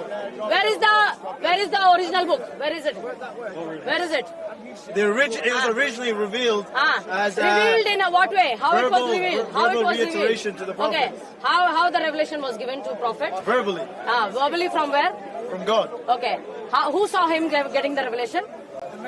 Who saw him? No one saw him. No one saw him. But you believe that he got a revelation. I believe that it's quite a miracle that a man... I believe it's a miracle that a man who was born in the desert, in the middle of nowhere, who had no education, who was an orphan, who apparently who created a book that is still applicable today, which has proofs in it that go... So who saw him getting the revelation? My question is. I already answered your question. Okay. You're not answering my question. If I get a revelation and I just tell everybody I got a revelation, will you believe in me or will you ask for a proof? So nobody saw Muhammad getting the revelation. But Bible is written by 40 people inspired by God himself, and they lived and they were alive. Who let the dogs out? You G-L-Y, you ain't got no alibi, you ugly. How did he get revelation? And they believe in Islam. G-L-Y, you ain't got no alibi, you ugly. So you want to talk? You G-L-Y, you ain't got no alibi, you ugly. You're ugly. She's ugly. She's ugly. She's ugly. Could I say something about the Canaanites that she mentioned earlier? Could I... Why you ain't got no alibi? You ugly. I will tell you about Canaanites. I will tell you about Canaanites. Okay, all right. Ignore him. Yeah, he has no basis on his argument. Yeah. Okay, so. Wait. I just want to make a comment on what she said earlier. All right. The camera's not on you, by the way, so. That's fine. Proper big money. Because I want proper debate, question back and forth. I don't care about the camera. I don't want people talking over each other. Well, so is there somebody who's going to be respectful enough to go back and forth with someone? It's very hard to control them. She just wants to make a statement. So, they don't know how Muhammad got the revelation. They said, maybe. In Islam, everything is maybe. Never, nothing sure. But in the Bible, every author of the book of the Bible has been inspired by the living God. And the Bible is the only holy word of the living God. Okay, so you are very vocal on Christianity and why this is a new way. Yes. Why are you a Christian as well, and why are you so vocal in Christianity? Okay, first of all, I would like to say that I am a Christian because God Himself, the Bible is the only holy word of the living God, and when you know Jesus Christ, you will have your own revelation. Don't believe in me, why I'm a Christian. You question God, question Jesus Christ. If you are God, reveal yourself to me. Go and check, Google on your phones, testimony for Jesus Christ. Why I'm saying that Jesus is the Lord, God and Savior. And Islam is what? Islam is the filth of the black dog Muhammad. Filth of the black dog Muhammad. And Islam is the copycat. They copied all the verses from Torah, from Injil, and they say, Jesus was given Injil. My dear friends, Old Testament and New Testament is written about Jesus as the Messiah. Okay, so is there any Muslim here ready to challenge her? Anyone? Any Muslim here ready to challenge? Enough. They don't know how to challenge. Enough. My dear friends, in Islam, any Muslim here want to join? My dear friend, excuse me. No? All right, they don't want to debate. We asked that person, they could not answer, and that is enough. They don't know how to debate. So, my dear friends, when you ask a Muslim, they have no idea. Maybe, everything is maybe, but Bible is correct in its own word. So, my dear friends, only alive and powerful, sharper than two-edged sword. And go and ask Jesus, who are you? If you are God, reveal yourself to me. And Jesus will do that. Because Jesus is Almighty God, everlasting Father, and Prince of Peace. Islam is not a religion, nor a faith. It is dressed as a religion, but is the cult, satanic cult of Satan, the devil, who is disguised as Allah. Billions of Muslims have been misguided by that Allah, the filthy Satan, Shaitan. But God knows how to bring them back, and God will bring them back. So, my dear friends, go question Jesus Christ. If you are God, reveal yourself to me, and He will do that, because Jesus is Lord, God, and Savior of the whole world. Where is your cow? Amen. Okay.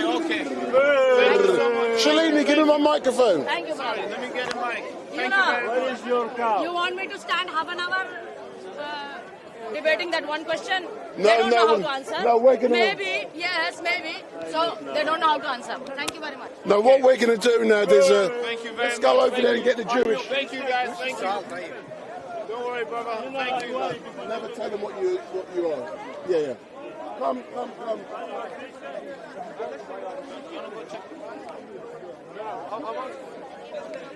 Can I just come in there, my darling?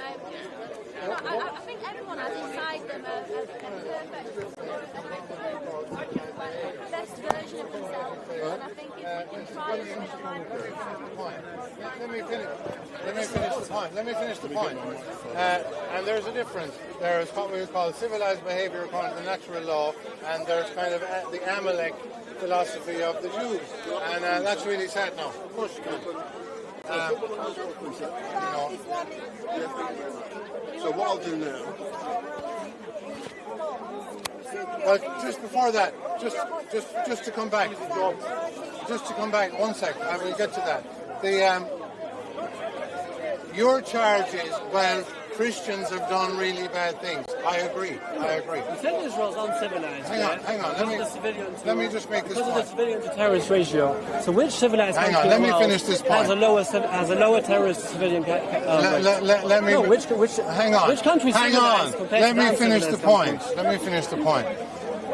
What you're saying is, because Christians countries have done evil things, that makes it okay for Israel to copy that behavior. That's not morality. I'm saying there's no alternative. That's what I'm saying. Okay. There is no well, alternative. Here's the Other alternative. than to be a pacifist and get killed. Here's the alternative. There is no alternative. No, the alternative is the Christian way, which is you go in. Which no one's ever. Let me explain it. The alternative is you go in and you take out the terrorists and you try to protect the civilians. That's the alternative. And let me tell you, from Israel's point of view, that would have been much more effective. But they do because that. now They do that. Why else are they warning the civilians to go the other way? Why have they dropped, I think it's something like 10 times the payload that was dropped in Hiroshima on you know how small Gaza is?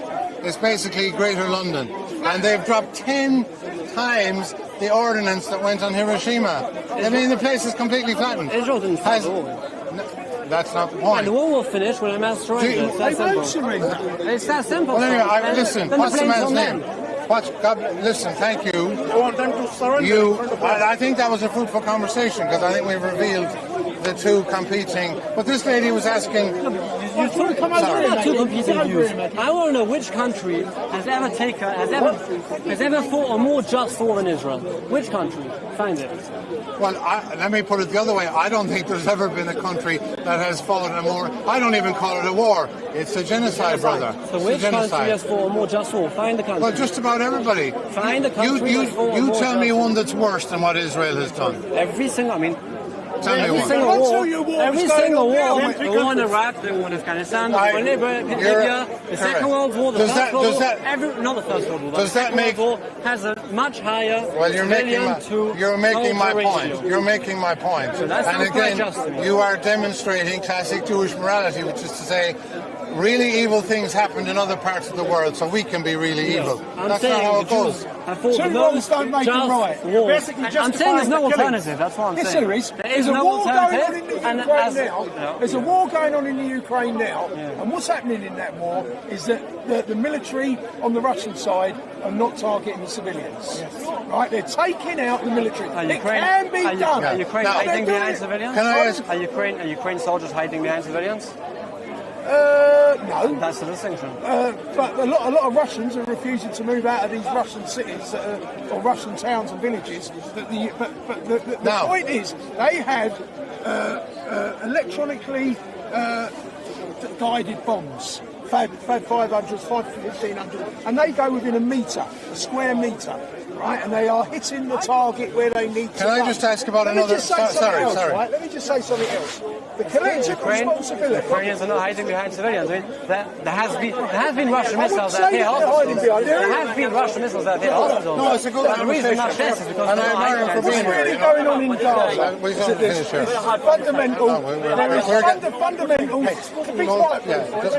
There's fundamental tunnels, and they're very deep. They have arches, and they can't be broken. The Hamas have retreated down the tunnels, and through collective responsibility, Netanyahu's taking it out on the population. Number one, I don't blame on Netanyahu. I think every Israeli, any Israeli prime minister would do this. Can I ask about another aspect of the IDF's approach? I'm not an IDF spokesman. Oh no, but just in the terms of how you would square what you think of the morality of this.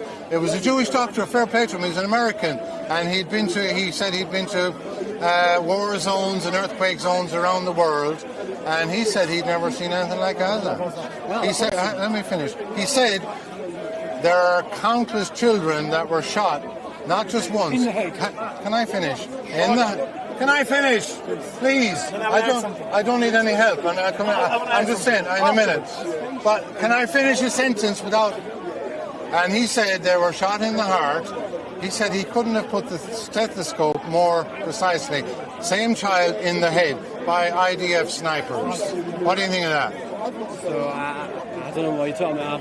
I haven't seen it. What do you think of it? I haven't seen it. Well, hang on. Someone deliberately killed a child, I'm against it. Okay, Someone deliberately that's killed a good. child, and there's no terrorist, I'm against it. Fair play. Good. We found common ground. I just want to point out I love that Israeli that. soldiers, rogue Israeli soldiers that kill citizens without orders, they get locked up in Israeli prisons. Fair enough. Well, except if they sodomize Palestinians, which they did. And they get locked up in Israeli prisons. Well, that was part of the plan. But the Israeli citizens came along to the prison and said, let him out.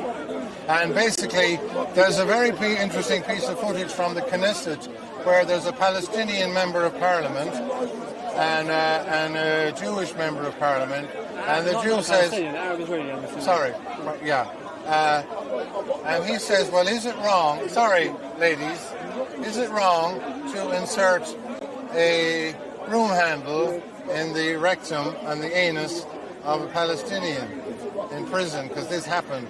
It's called aggravated sodomy. God forbid him to talk about it. And the guy said, yeah, anything, when it comes, I think they call them nukbas, Hamas, he said anything is legitimate. It seems to me you disagree with that, because fair play to you, you also said, look, it's not right to shoot a child anyway, regardless. So, I mean, that's good, that's good. I keep on pointing this out. You forgot again. The civilian to terrorist ratio in Gaza is lower than it was in Iraq, lower than it was in Afghanistan, lower than it was in any other, in Second World War, lower than it was in any other war fought in history. I mean, well, like I say, the danger. We should be protesting all the other wars. I agree. I think Hiroshima. I think we're wasting our time in Gaza. That should be like the last on the list. Well, it's happening now. I think that's what makes the difference. I haven't seen anyone protesting the war in Sudan. Maybe I missed it. Well, I mean, do you know there's war going on in Sudan, or maybe the obviously. What's happening in Sudan? Civil war. War against? Sorry? Against? Civil war. Civil war. What, Christians and Muslims? I don't know that much about Sudan. Fighting each other, no one. Sorry? Anyway, we've had a good go. What's your name, brother? Yetzi Sinetsky. God bless you, Sean Upton. Well done anyway. And I think we had a meeting of minds in certain ways there. Well, you know what? I still think he's moral compass. He's got a lot. Well, no, I think we've shared our respective positions. But no, I do want to say he's right. There have been terrible crimes. I want to add to these wars that he calls them Christian countries. I don't call Britain a Christian country. It happens to be. I don't blame it on them being Christian. I don't call America a Christian country. They're Zionist-controlled countries. They've been hijacked from the top. Do you know that he believes the Mossad committed 9/11? Yeah. Well, I think most of the world realises that now. And the Zionist-controlled CIA. The Zionist controlled. Everybody knows that. Yeah. And where did they attack? They attacked Muslim countries surrounding Israel. Sorry? And there was no weapons. Afghanistan. Well, that's another Muslim country. Sorry. Right? Afghanistan wasn't at war with Israel. It's a Muslim country. Afghanistan is not at war with Israel. Afghanistan is what? It's not at war with Israel. It's a Muslim country. I mean, they're quite far away. The point is, they're like thousands but hold on, you got rid of, when I say you, they got rid of Colonel Gaddafi, they got rid of Hosni Mubarak, they got rid of Saddam Hussein, and then after all that, they tried to get rid of Assad. You're upset Saddam Hussein got killed? Well, look, I don't want my country getting involved. We was down there in... in the south of Iraq, a mistake to get involved. The British Army, the Zionist-controlled British Army, right, couldn't hack it, and the Americans had to step in. What was it down in the south in Iraq? I forget that region. Who is this? Basra. Who is this Zionist controlling the British Army? Why don't we just why don't we just get rid of them? Boris Johnson's mother, right, is Jewish. Oh, yeah? David Cameron's mother is Jewish. David Cameron's mother is Jewish. I don't think that's true. Right? Kate Middleton is she's the mother. He won't have none of this. No, I meant to finish at 4 o'clock. Okay, as soon as he's on YouTube, he can't do free speech. He gets money from Zionists. He can't do free speech. I can't do free speech? No. Straight here. Right, okay. Which? No, but can you do us a favour? I meant to leave. No, it's fine. Well, you put it on there if you want. What? I meant to leave at 4 o'clock. Oh, so did I. I've been here since 1 o'clock. I've been here since 12. No, you weren't. I saw your son. I was here at 12, 12. So 3 hours. Oh, come on. Next week, 1 to 4. I don't record them live, and I don't edit. That lady asked a question. We never got got to it, but maybe in a minute.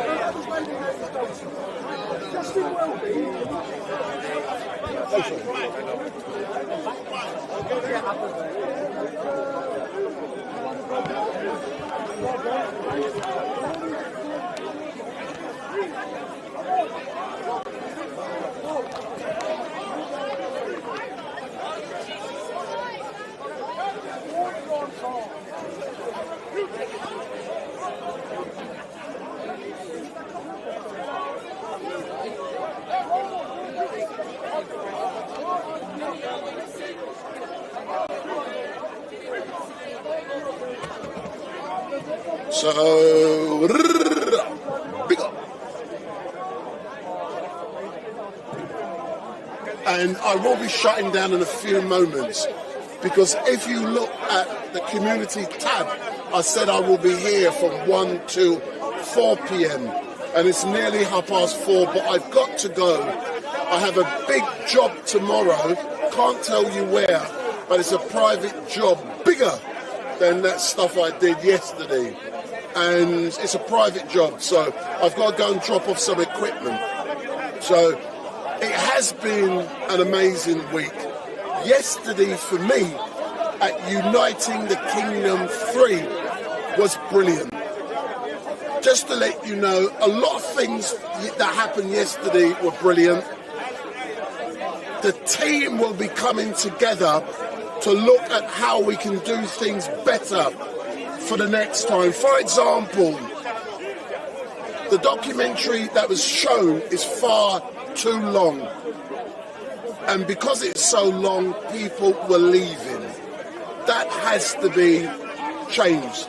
So a 1.5 hour film when people are standing up is no good.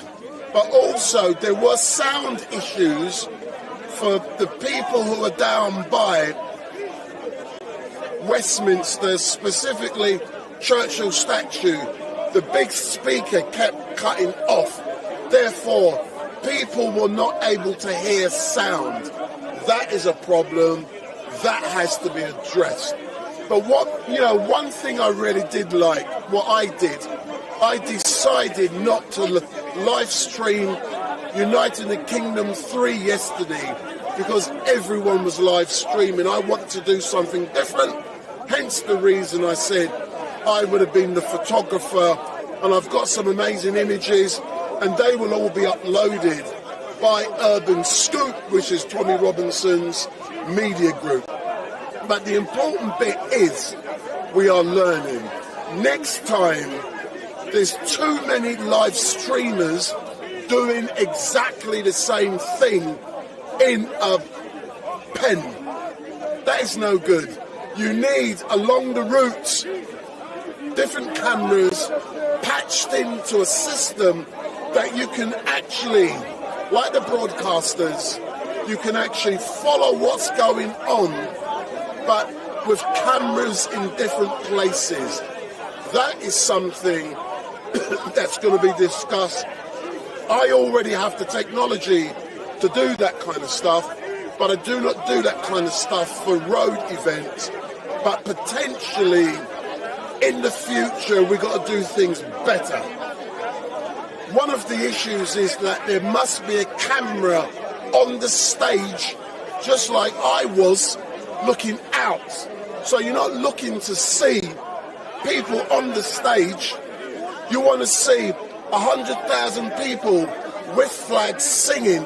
So you're getting a completely different perspective. So you're getting it looking at the stage. You're getting it from the stage looking at the crowd.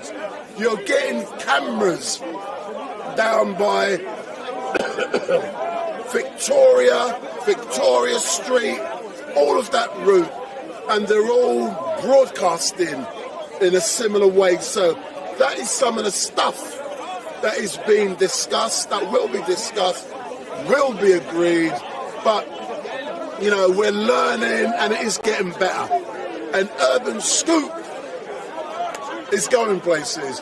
Hence the reason I was happy yesterday not to live stream but to take photographs, and those photographs will be made available an urban scoop. But as you know, tomorrow Tommy Robinson will be attending court. And again, all of the live streamers will be there live streaming. So tomorrow, Tommy Robinson is attending court. I won't be there tomorrow, like I said, because I've got a big job, cannot do street stuff.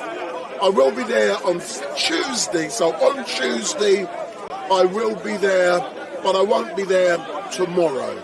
So all I can say, I will go into the chat and say hello to a few of you, and I do hope you did enjoy the fact that Baraka was down here.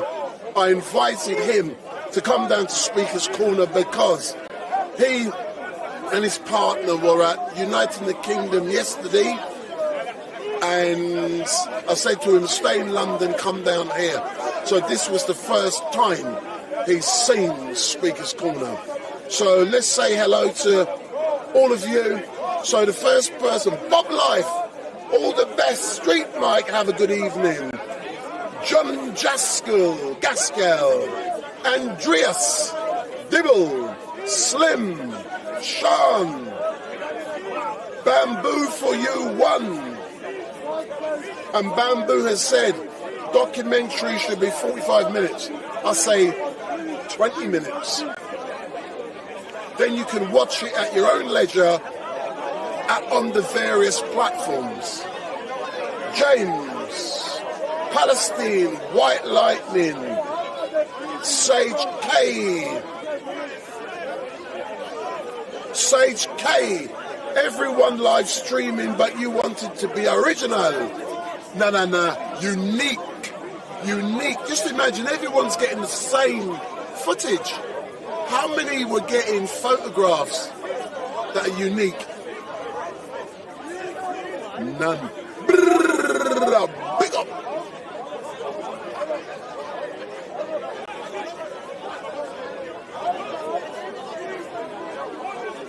Timony. Yeah, that's right. No live streaming yet. I'm live streaming now, but I will not be live streaming technically those events because there's a bigger picture that people are missing. Think of it historically, what I'm creating. Big up. So, Paul Roswell Smith.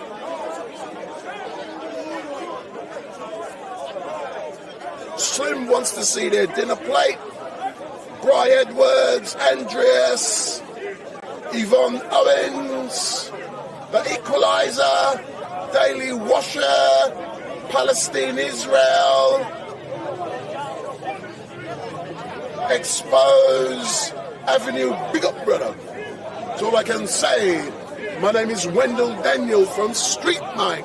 Don't forget, next week, I'm not going to be here. No live streaming from StreetMic at Speaker's Corner next week. What I will be doing, if you were at yesterday at Uniting the Kingdom, you would have seen the guy playing the guitar and singing, and with his bands. Ricky, I'm going to go to his church in Tottenham next week, and then when I finish there, I'm coming here as a heckler. So one of you asked me to come without my camera at Speaker's Corner as a heckler. I was going to do it this week, but because of what happened yesterday with Tommy Robinson's blah blah blah, I decided I'll delay it a week. So next week I will be a heckler at Speaker's Corner, but I should be live streaming from the Tommy court case on Tuesday. I won't be there tomorrow, but all I can say, ladies and gentlemen, thank you very much for watching. My name is Wendell Daniel from StreetMic live stream, and someone has just knocked my camera over, so all I can say, thank you for watching. I am leaving now. Love you lots. I'm going home to curry goats, rice and peas, and pum pum. So curried goat, rice and peas, and pum pum. So that's my Sunday dinner. Brrr. So all I can say, love you lots. And let me say, so Yvonne Owens has said, thank you for being here. So Sean has just said she stuck the kettle on.